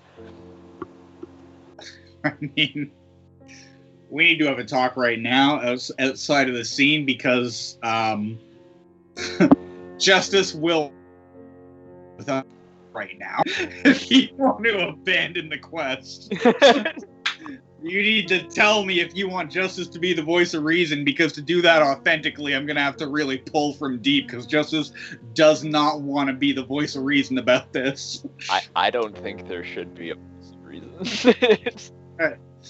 I think that's almost part of the fact that it's a beautiful dream, and the fact that this world is trying to keep us here, or trying to manipulate our thoughts. Okay. Yeah, I don't think there should be a voice of reason. Perhaps Karst might come up later, but... Or Harley. Yeah, Harley! And Elamira looks back and gives you the most genuine smile that you've ever seen from the old golem. Justice, like, on seeing that smile, picks up the pace as no longer being dragged and, like, shoulders past Elamira, and a door comes up in front of us, and Justice like skids to a halt with her hand on Elamira's sternum, and obviously Elamira is made of heavier material, and so, you know, momentum carries her a little further. I don't think this is the first time, not just here, but in our history together. I don't think this is the first time that we've done this maneuver where, like, I break out ahead of you and then act like a break. Yep. I think that maybe we've had these like mischievous little runaways before. And so we skid to a stop in front of this door and like in unison put our ears up against the door. And inside we just hear more ticking and echoing. And so we open the door and it's just more hallways. Justice says, I bet it digs down into the mountain. I bet that the building that we saw, I bet that's only a fraction of the size of this fortress. I bet we could get lost in here. Did you bring any food? Do you even need... I know you don't need food, but sometimes you like to have food. But did you bring food? I need food. I did. I don't know why, but I did. And she hands over a ration bar. I don't know. I don't think I've ever understood curiosity. But I feel like if I looked here, I could find anything I ever wanted. And all it takes is just another step, or maybe 3. And there's just another hallway. And we could just down and down. And Justice is like staring at you with like big bubble eyes while you're saying this. And I think what you're putting together with this scene, this idea of the pull of this world wanting to keep us in, I'm not getting the impression that you mean for Elamira to be talking about a whirlwind adventure with Justice, but that's how Justice is understanding what Elamira is saying right now, and just like takes both of her hands and says, I feel the same way. I feel like if we just keep going, there will always be more for us to find. As long as we can rely on each other, there is nothing that we can't overcome and nothing that we can't discover. Yeah. I can't imagine leaving at this point. What could be better than just staying here? And I don't want to save magic. I want to experience it. I want to live it.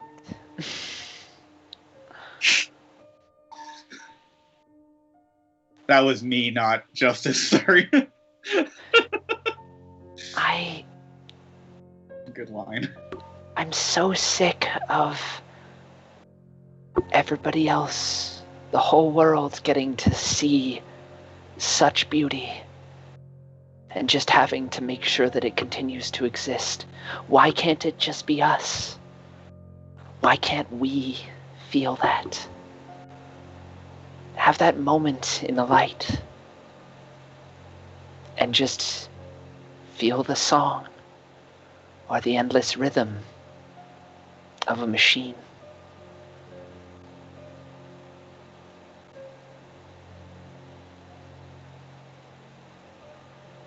Justice is like still holding your hands, and her thoughts are like ping-ponging around inside her skull at 1,000,000 miles a minute.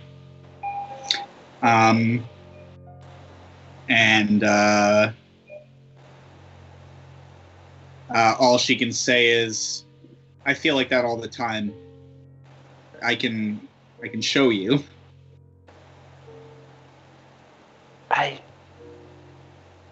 would love that. I never knew.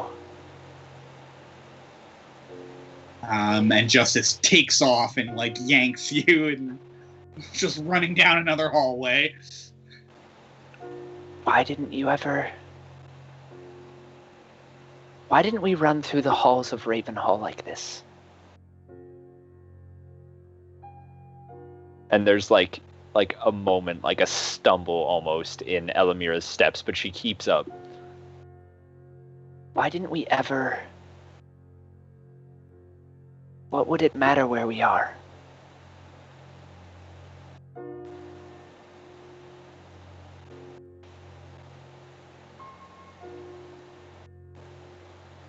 Did we never, out of character, did we never run through Ravenhall like this? I don't think we did. I think, at least for Elamira's part, she always felt like she had to be like professional. There was always like a very soft spot for Justice and like the sparring that they did and the like camaraderie that they had. I feel like what I'm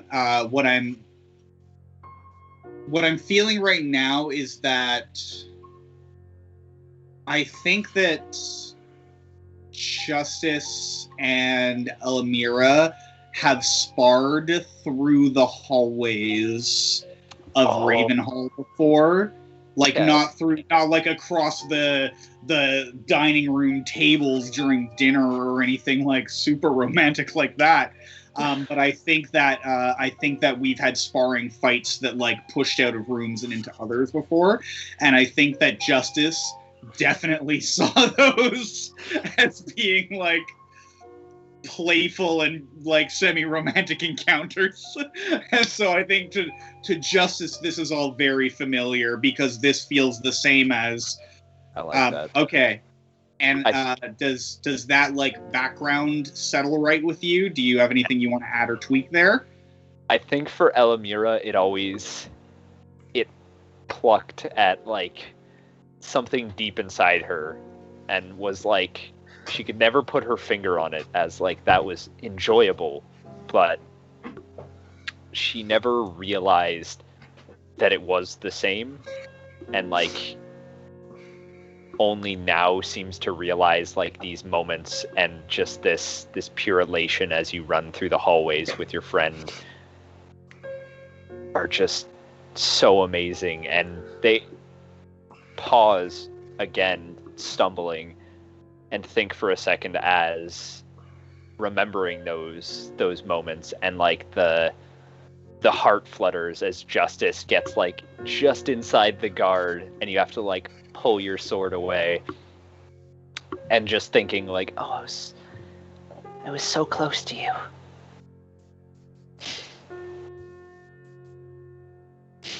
I never let you get closer. My guard's always been better than yours.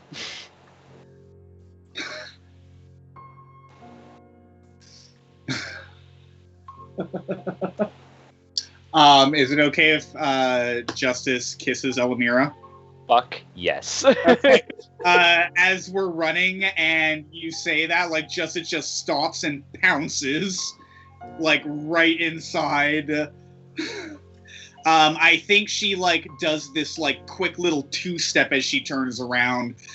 I think she's seen before that you haven't adjusted to not having a right arm yet.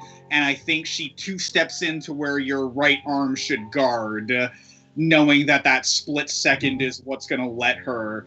And she just, like, pounces right in to stop so that, like, we're nose to nose for a sec, and kisses the smooth painted stone of Elamira's face, and then pushes back, and then laughs and takes off down the hall, not holding Elamira's hand this time, wanting to be chased for being obnoxious. Elamira gets that same sense of, from the cup of tea, of like that warm feeling just rush through her bodies, flow to her cheeks. What she feels like that might feel like, and pauses for a second and realizes that she's been bested in another way, and sprints after Justice. And I'm going to call that scene. I ship it. I ship it. Our babies.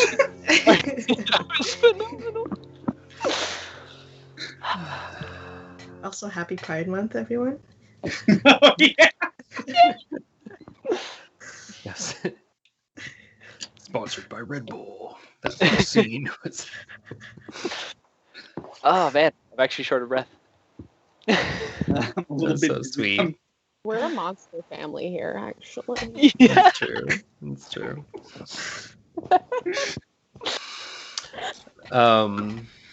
Okay, so meanwhile, this next scene opens up on the site of River and Harp and Caspian being led through these shifting corridors by Harley. And this is like a collection of people that have all like begun to, that are all like now quite certain that something is not as it seems in the deep way.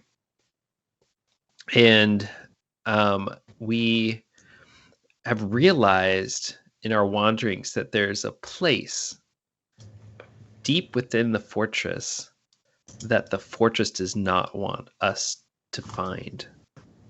And we have all, guided by, are now following Harley as Harley is leading us through these shifting corridors, trying to help us outwit the fortress and find this chamber that is forbidden to us. And I'm imagining, and then like eventually we do manage to reach it, and I think it actually like requires us to it requires us to like run through this pretend like we're running through one chamber and then turn around and sprint as fast as we can through this other chamber just as they're shifting, and we manage to sneak through just in time, and we reach the Vault of the Builder. And in this vault there is I'm imagining like it's just like kind of the nerve center of the fortress, and there are just a lot of like pulleys and cranks, and like everything that seems to be like automatic is like kind of triggered in here by like a press of a button or a turn of a winch, or the pull of a little rope. And that there is the pool crone is here, like, and is the one that's like doing it, but is like dressed in this completely like different outfit. Like the pool crone is just like wearing like almost like kind of like engineer's clothes or something like that, and they see us walk in and they're just like, oh no we in here. Wizard of Oz moment. The curtain has Yeah. been unveiled. The whole castle has had a man behind the curtains vibe. Right, totally. It's like, no, you can't come in here. It's not. And River is just like furious, we don't see River very angry, but like, the light kind of crosses her face, and we can see that like the eyes are like very wide, and like there's like these furrowed kind of like angry brows, and just walks up to the crone and just the crone kind of like is like really hurriedly or trying to disentangle themselves from the wires and unbuckle themselves from this kind of rolling stool that they're kind of strapped to, or I'm imagining, it's like they're like on a stool that is on this kind of like articulating arm that has like full 360-degree motion, and they can kind of like jump off of something, and it'll like kind of send them to another part of the room, and they'll kind of be change some stuff over here, then they'll kind of push off and like be over here. They're like now trying to disentangle themselves, and River just kind of like grabs one arm of the articulating thing and just kind of like pulls it and sends the crone just like kind of like off towards the other end of the room. Yeah, what are other people doing? So we're all here. Sorry, I just want to specify. No, well, you two are we're off. Okay. having your smoochy fun All right. time. Jeez. Just running and kissing, you know. I Yeah. think Harley could be here though. Harp is... Yeah, Harley's here. Totally. Is Harp here? Yeah, Harp is here. Okay, And so Harp- Harp and Caspia, everyone that's kind of like been on to, we all. Is it just the Yeah. two of us that are just falling for this whole thing, hook, line, and sinker? Yeah, totally. Like, yeah, this I place would is never great. want to know the Right, totally. This area that you described, I imagine it's like really tall, like high ceilings of all Right. these like pulleys and levers and gears. So Harp is kind of like standing in the middle, just gazing up at this amalgamation and just cluster of all these machinery, and kind of in like in amazement, trying to figure out what lever does what, and trying to like connect the lines. I'm like, wow, like this is very intricate. And I'm just looking over at River, and I'm pulling on the crone, and kind of being like, oh, starting some beef. Yes, there's definitely some beef to be had. Yeah. Yeah, what's Caspian's thought about this? Well, I think Caspian sees River so angry, and you said the pool crone was swinging around on like a pulley system, right? Yeah, I was kind of imagining like a weird like articulated arm that was kind of gave her sort of the effect of weightlessness, where she could kind of just is counterweighted, so she can just kind of move to anywhere in 3D space, three-dimensional space in this room that she needs to be to access the controls. But is it on a rope? I wasn't thinking of it being a rope. It does have like a fixed Okay. point, like maybe in the center of the room. Maybe there's like a kind of like a sphere, with like a couple bands around it, around for the like the X and the Y axis, and it kind of gyroscopically sort of like rotates around, and this arm has like different joints that kind of comes off of it, and there's like a little seat on the end of it. That was what I was imagining, but if we could imagine something else. I was well. just wondering if there was some way that Caspian could like shoot her down. Yeah, totally. You can totally shoot her down with your weapons.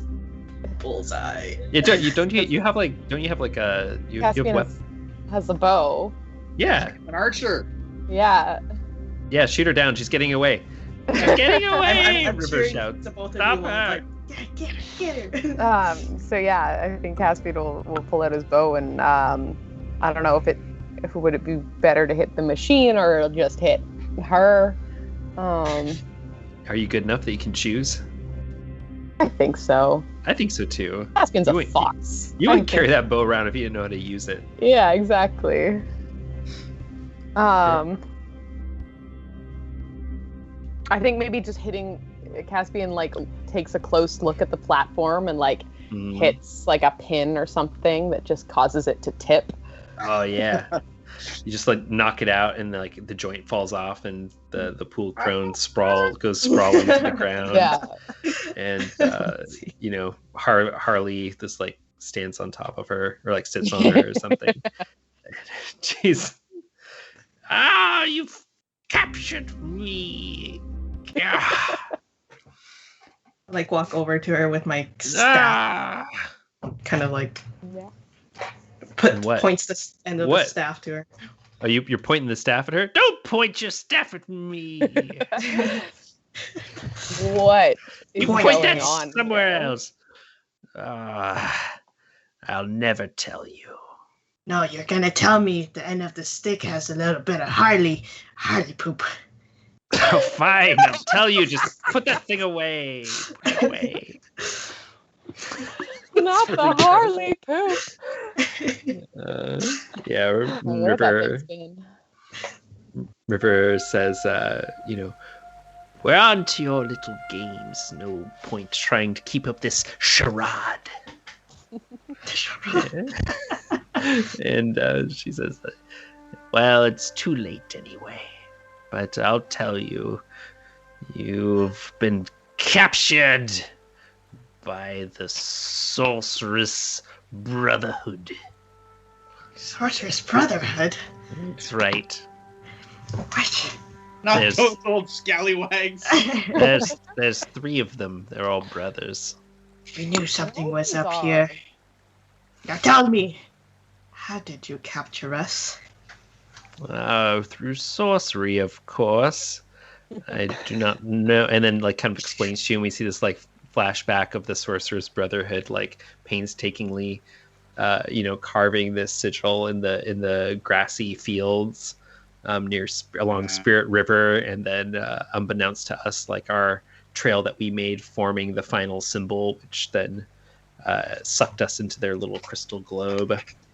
And she says, "Even now, you have been whisked away, and you are captured in the Brotherhood's tower, The Brotherhood's tower. the tower of the Sorceress Brotherhood." You're gonna tell us how we're gonna get out of here, or this Harley poop is gonna be on your face. I would. I really would love to help you, Harp. You seem like a good kid. I can't. And she like nears the end of the staff, like close to the face because you're on the ground. She like smears it like next to your ear a bit. It's like, Caspian threatening says, her just with put it on her. Also, why do you have Harley poop? You know what? No, I don't want to know.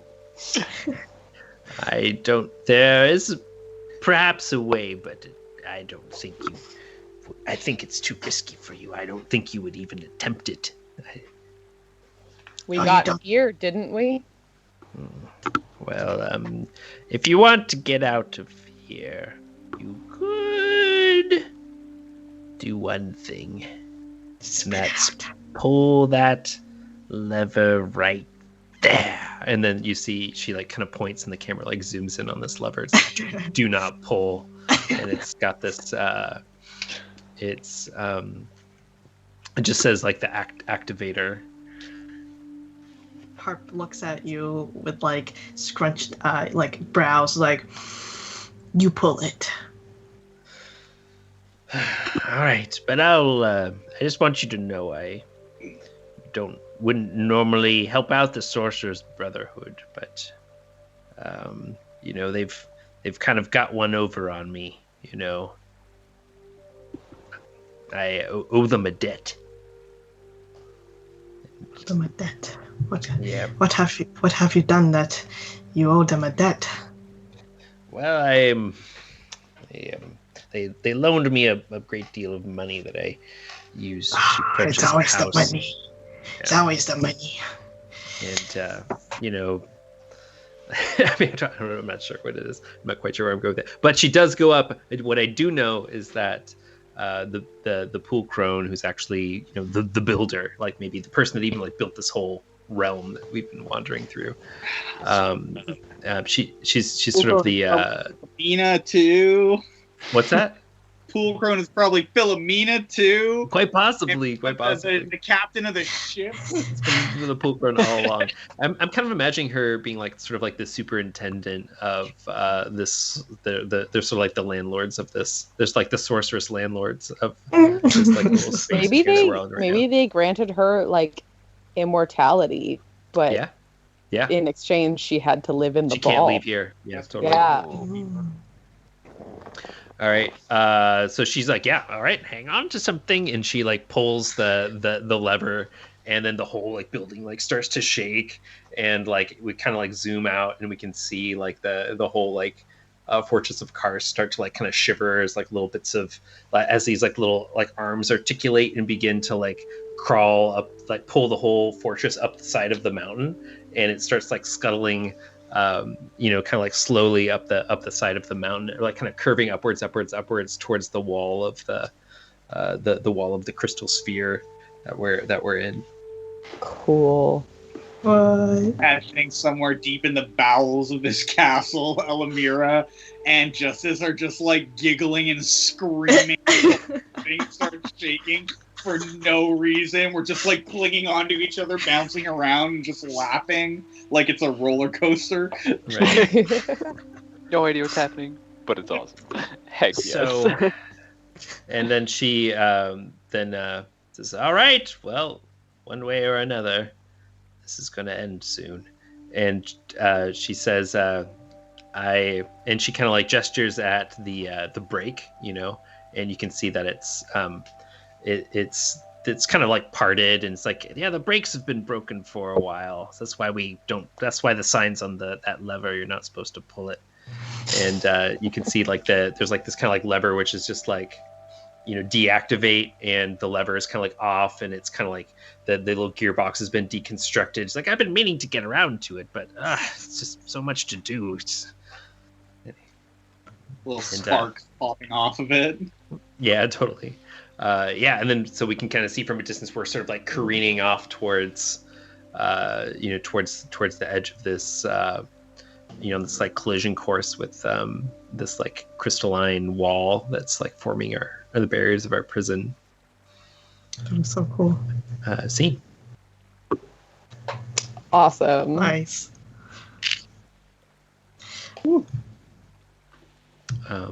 Marcy, it's your turn. I think we have time for one or two more scenes. Oh, Shaz. My apologies. That was actually supposed to be your turn. I skipped you. So it's going to be Shaz and then Marcy. It's all good. I actually want to do a scene right before your scene. I think could be a good lead way. Segue, that's the word. I wanted to do the Vault of the Builder as well, Work Left Undone. And I wanted to have Harley, Caspian, and someone to play like an NPC. And this NPC is like, I'll describe him first. He is hunched. We come across one of the several rooms that are in this massive fortress, and we open up the door and we see like high vaulted ceilings, but the walls are the same kind of as you described, just like levers, gears, and just chaotic mess of like scrap everywhere. But in the middle of the room, you see this like giant furnace, and it's illuminating this figure that's standing in front of it. And this figure has like 10 mechanical arms stretched out from it, almost like a spider. And you hear like the mechanical and rhythmic sound of like keys being made over like a blacksmith, one of those anvils. Cool. And at the end of each of these anvils is like a key, and each of the arms are making a different key.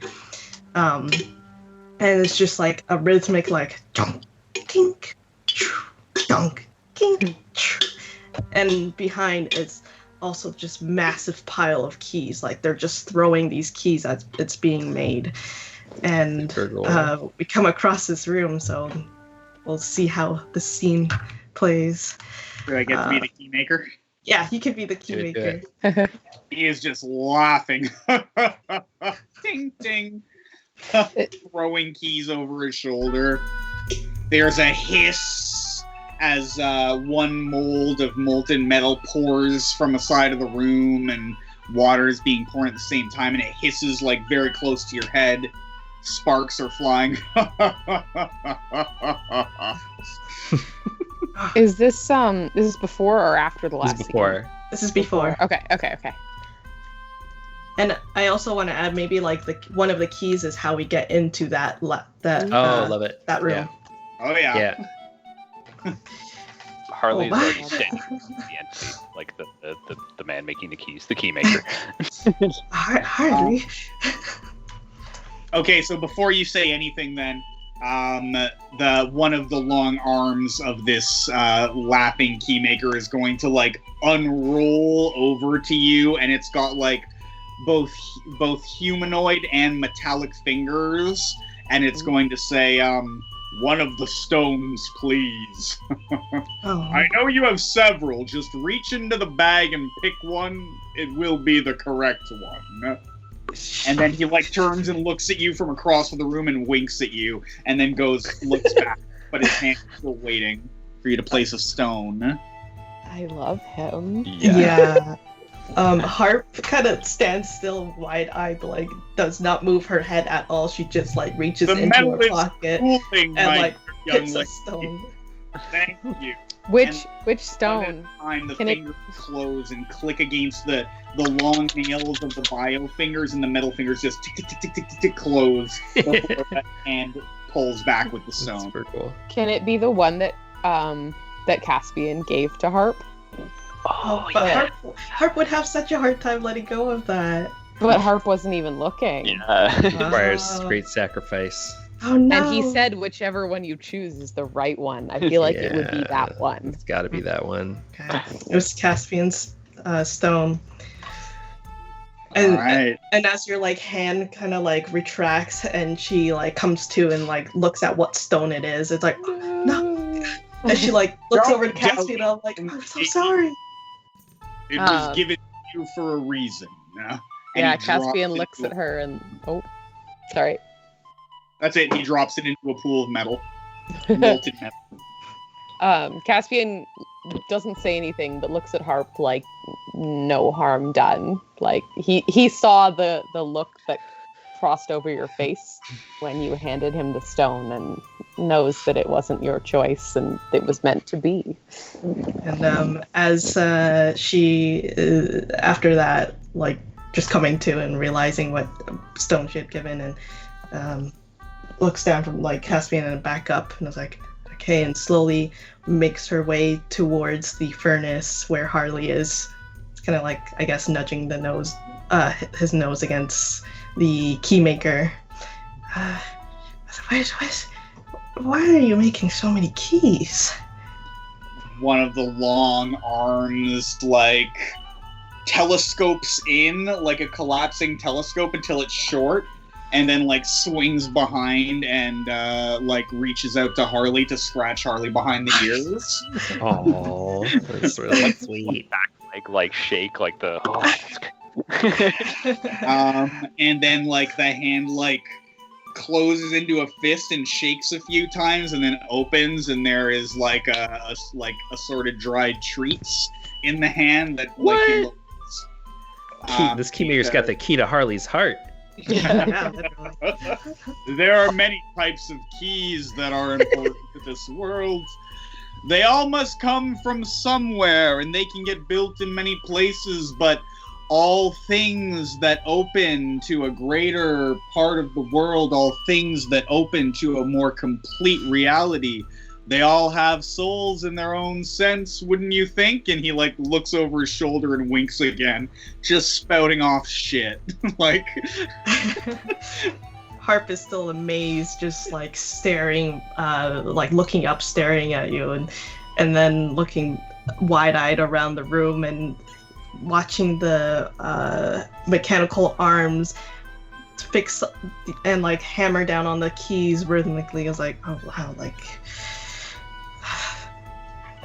now definitely something is up around here, but maybe, well.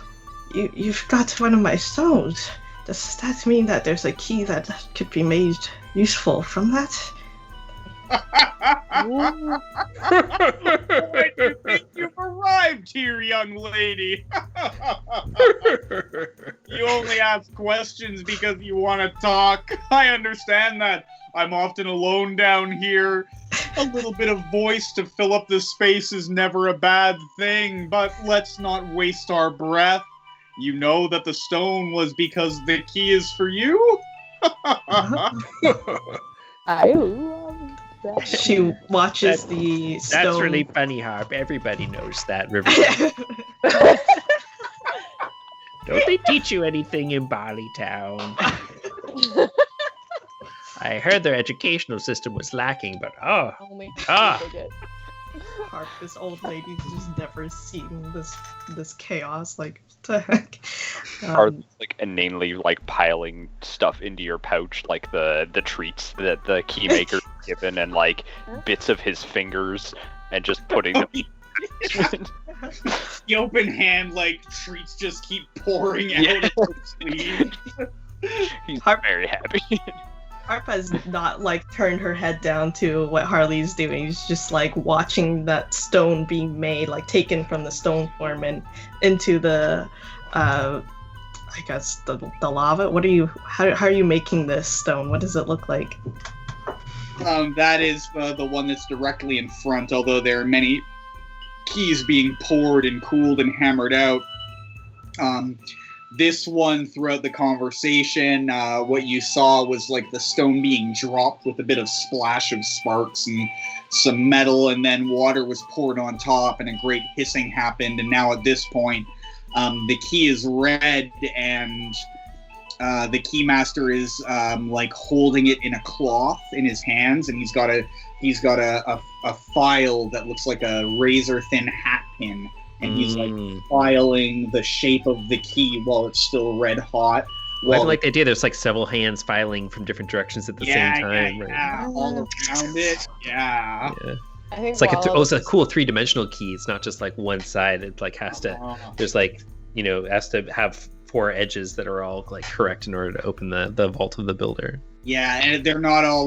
Not every hand is holding a hat pin. That's just the one filing like the side of the key that we know. One of them is an elongated fingernail that's scratching like runes into the key. The other is a standard metal nail, like filing down the tip. Yeah. Oh, jeez. Caspian, what was the color of the stone? It was like shiny white. It was white, but like diamond, I guess, diamondish.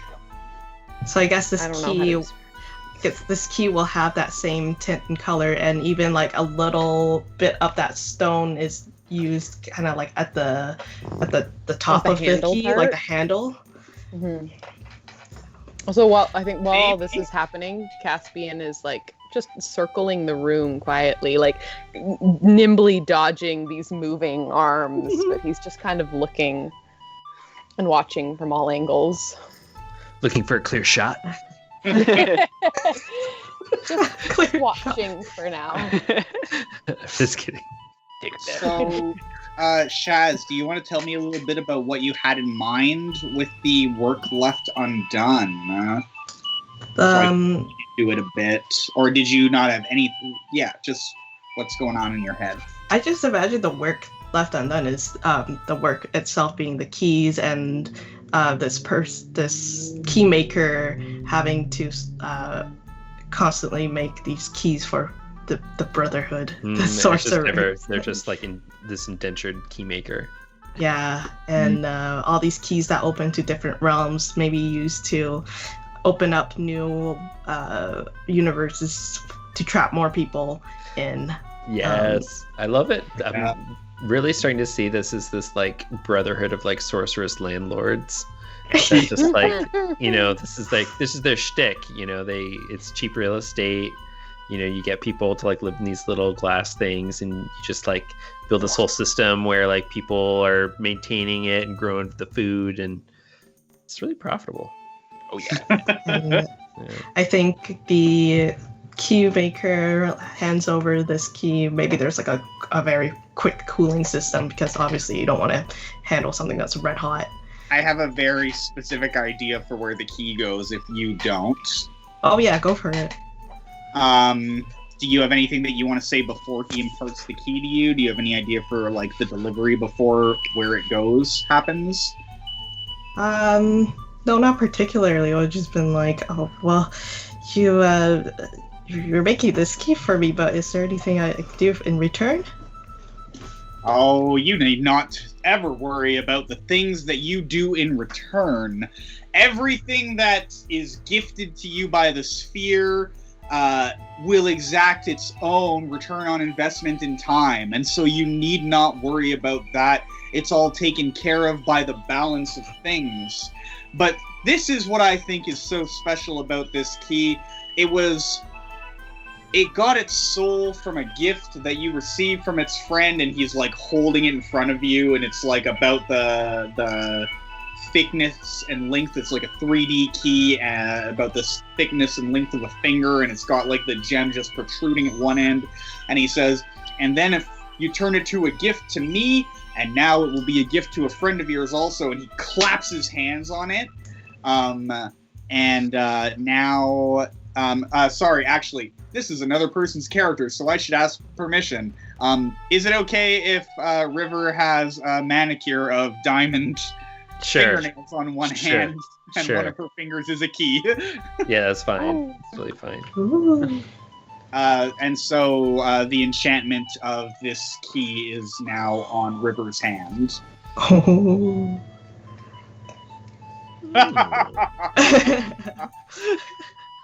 Lovely. Yeah. It looks over to River. River's like, oh, that looks very nice on you. And I think the key even articulates like a normal finger. It's like one of my fingers is like the key.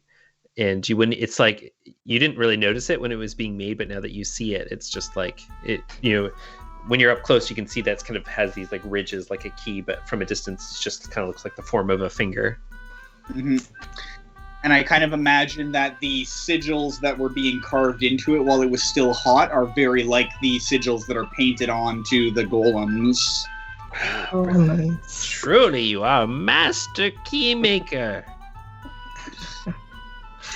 Yeah. Pleasure is mine. It's always fine to have my craft appreciated by others who understand craft, and I recognize that all of you in your separate ways understand that fine work takes a fine hand and a fine sense of patience. If we get out of here, I assure you would have a place in the Magus' court. Yes. Many I will things have to need locking extend and that. unlocking. Sorry, say again. I said many things need locking and unlocking at Ravenhall. With that key, if you don't get out of here, I will consider it both a personal failure as well as a failure of yours. I didn't give it to you for nothing, my friends. Now go. All right. Please. I love. Super good. Super good. Oh, we'll end that scene there. All right. Can I have That a was spin-off amazing. series with that whole Yeah. character? Right, totally. Yeah. Yeah, a little Better Call Saul, just like that character. I absolutely loved the way you took that character, and like it truly did come to like my vision of how I imagined this Keymaster, and you did it like A1, like just perfectly spot on. I felt like we were both like we've definitely invoked Spirited Away and Kamaji before, but there's also like a bit we have been putting together this idea of, you know, as Ross was saying, this sort of landlord confined sphere. I feel like we were all on the same page. Yeah, it's not an Yeah. accident. I don't think it's an accident that I nailed that character. Lovely.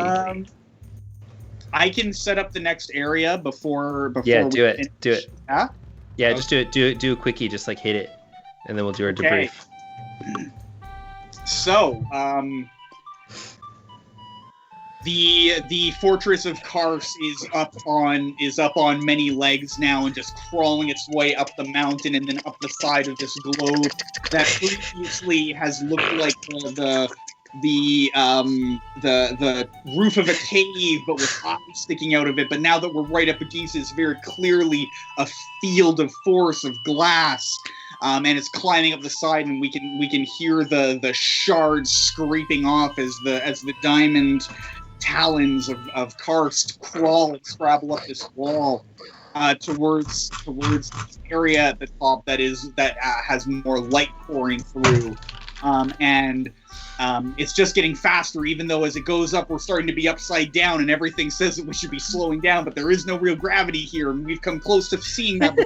And we're just getting faster, and then this light gets brighter and brighter and brighter, and then the entire fortress of Karst just shakes, erupts, steam bursts from pipes, gears fly off and bounce against the walls around everyone's head, and light just encompasses everything. The sound of the shaking and scraping stone and the bouncing gears gets higher and higher and higher until everything is just a high-pitched noise, keeping in time with the light, until every one of us can only see white light and hear this shrieking noise, and then the noise stops and the white light becomes less burning, the Magus is all any of us can see. The Magus and a gate, and everything else around us is white, and we do not see each other. Each one of us only sees the Magus and a gate.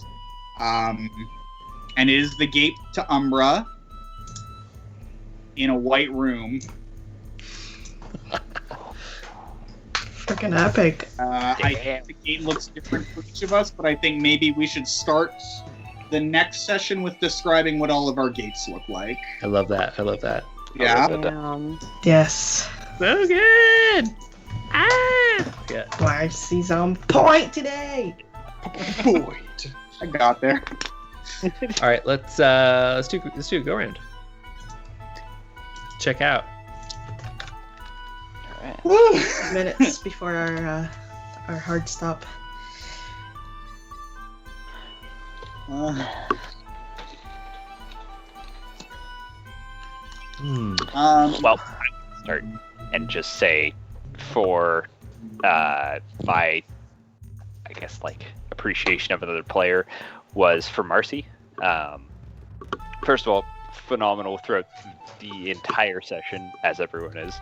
But for me, it was the moment of intimacy, because I often find that to be something that I want to integrate, but I struggle with. And the way that you brought that into it and made it feel like fluid, that scene just flowed absolutely amazingly, for me at least. And I actually truly felt it in my soul, and it was amazing.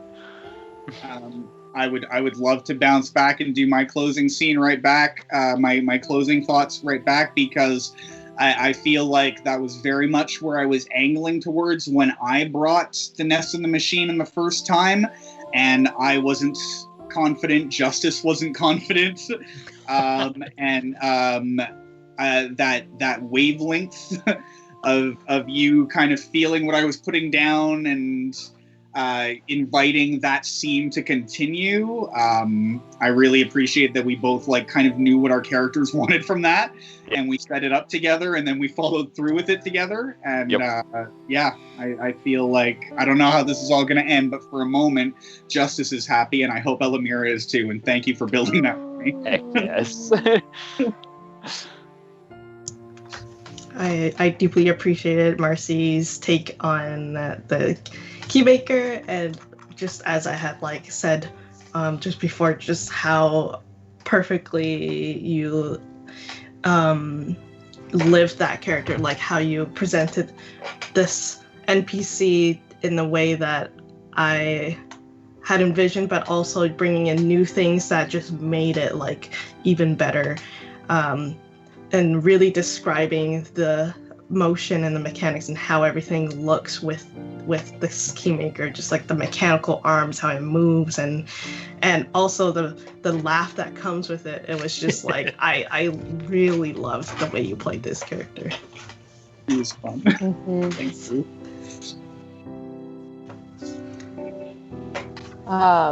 For me, this entire episode has been my absolute favorite out of the whole series so far. The steampunk science fantasy, that's my favorite genre. So everything about this was just so cool, and I love the surrealness that everyone brought to it in their own way. So yeah, that my appreciation is for this whole scene episode. Very cool. I'm just gonna share just kind of how I'm feeling right now, which is just I was really looking forward to I was just really looking forward to this session, and it's just been really fun, like over the last couple months, just getting to know y'all and getting to build this story up together. It's just like really, really satisfying for me. I just love really getting to spend a lot of time and really build and get to know these characters and get to know and just like see the different relationships that kind of like cross like between different people, developing through the course of the game. And I feel like we're really just jamming now. We're just like all really like playing together really well, and that's really awesome. And especially like being able to do that, just like kind of at a distance through the internet. I think it's really cool. So I'm just having a really great time. Really grateful for this opportunity. And I just can't wait for I feel like it just keeps getting better and better. Like each session, I can't wait to see what the wrap up's like. Yeah. We're all grateful. Nerve-wracked about it. I can't believe that you're saying that you're grateful for the opportunity. Yeah, like we're getting to play with the creator of this game. This is just some dude. Beyond anything that we can imagine. Just Ross yourself, like it's super awesome to play with you. Yeah. Yeah. You're so lovely about being humble about, yes, of course you're just another guy, of course that's true, but also you have materially taught us lessons about playing games and about playing this game in a way that really only you could have. And so you're not just some guy, you're the particular guy you are, and we really appreciate that. Thank you very much. I appreciate y'all. No. I hope we get to play in person sometime. Oh yeah. Yep. That would be And awesome. unfortunately, I don't think anyone put the keyword in chat again because everyone just was into the show. One person did it. Ross did such a good job at bringing it up again. No, someone did it, and maybe they just win. Fox already won. Yeah, exactly. So They put all right. XP, Well, it's but- all right. I save a few bucks. So okay. Yeah, we can just hold it over and maybe do it. Hey, we can do 2 on the last show. Yeah, that's fine. True. Yeah, there you go. All right, guys. So again, Ross, thank you so much. It's been amazing. It's been incredible. And thank you to the lab. You guys, always. The stories are amazing. The characters are incredible, and You're amazing. yeah. Thanks for So, holding it down. Really appreciate it. I had a very surprise situation come up. A friend of mine who is also a streamer, his name is Turkey. He runs a show called The Grouch Couch. They're an uproarious bunch of guys who do D&D on Sunday nights in cosplay with these masks that actually articulate, so they talk when they talk. They have a Minotaur. They have an Aarakocra. But it's really that's crass humor. It's freaking funny as hell. And there he is right there. And they're a great bunch of guys. But Turkey's going to do a little GM show tonight where we're going to talk about a couple of GM topics. And so I'm going to hop on right over there after this show. Cool. But I just wanted to say thank you all so much once again. And at Dinner Game, we always save you a seat at the table, and this type of game is why we say that. We love presenting independent games that are creative, develop the storytelling aspects, and build and foster a sense of community. And that is, this whole game just epitomizes that. So, again, thank you all. And thank you everyone else. I'm going to be over in the Grouch Couch in a few minutes, and everyone else have a really great weekend, and we will see you in 2 weeks. Thank you Thanks so much for watching, everybody. Thank you. Thank you. Thanks everyone. Bye. Good night.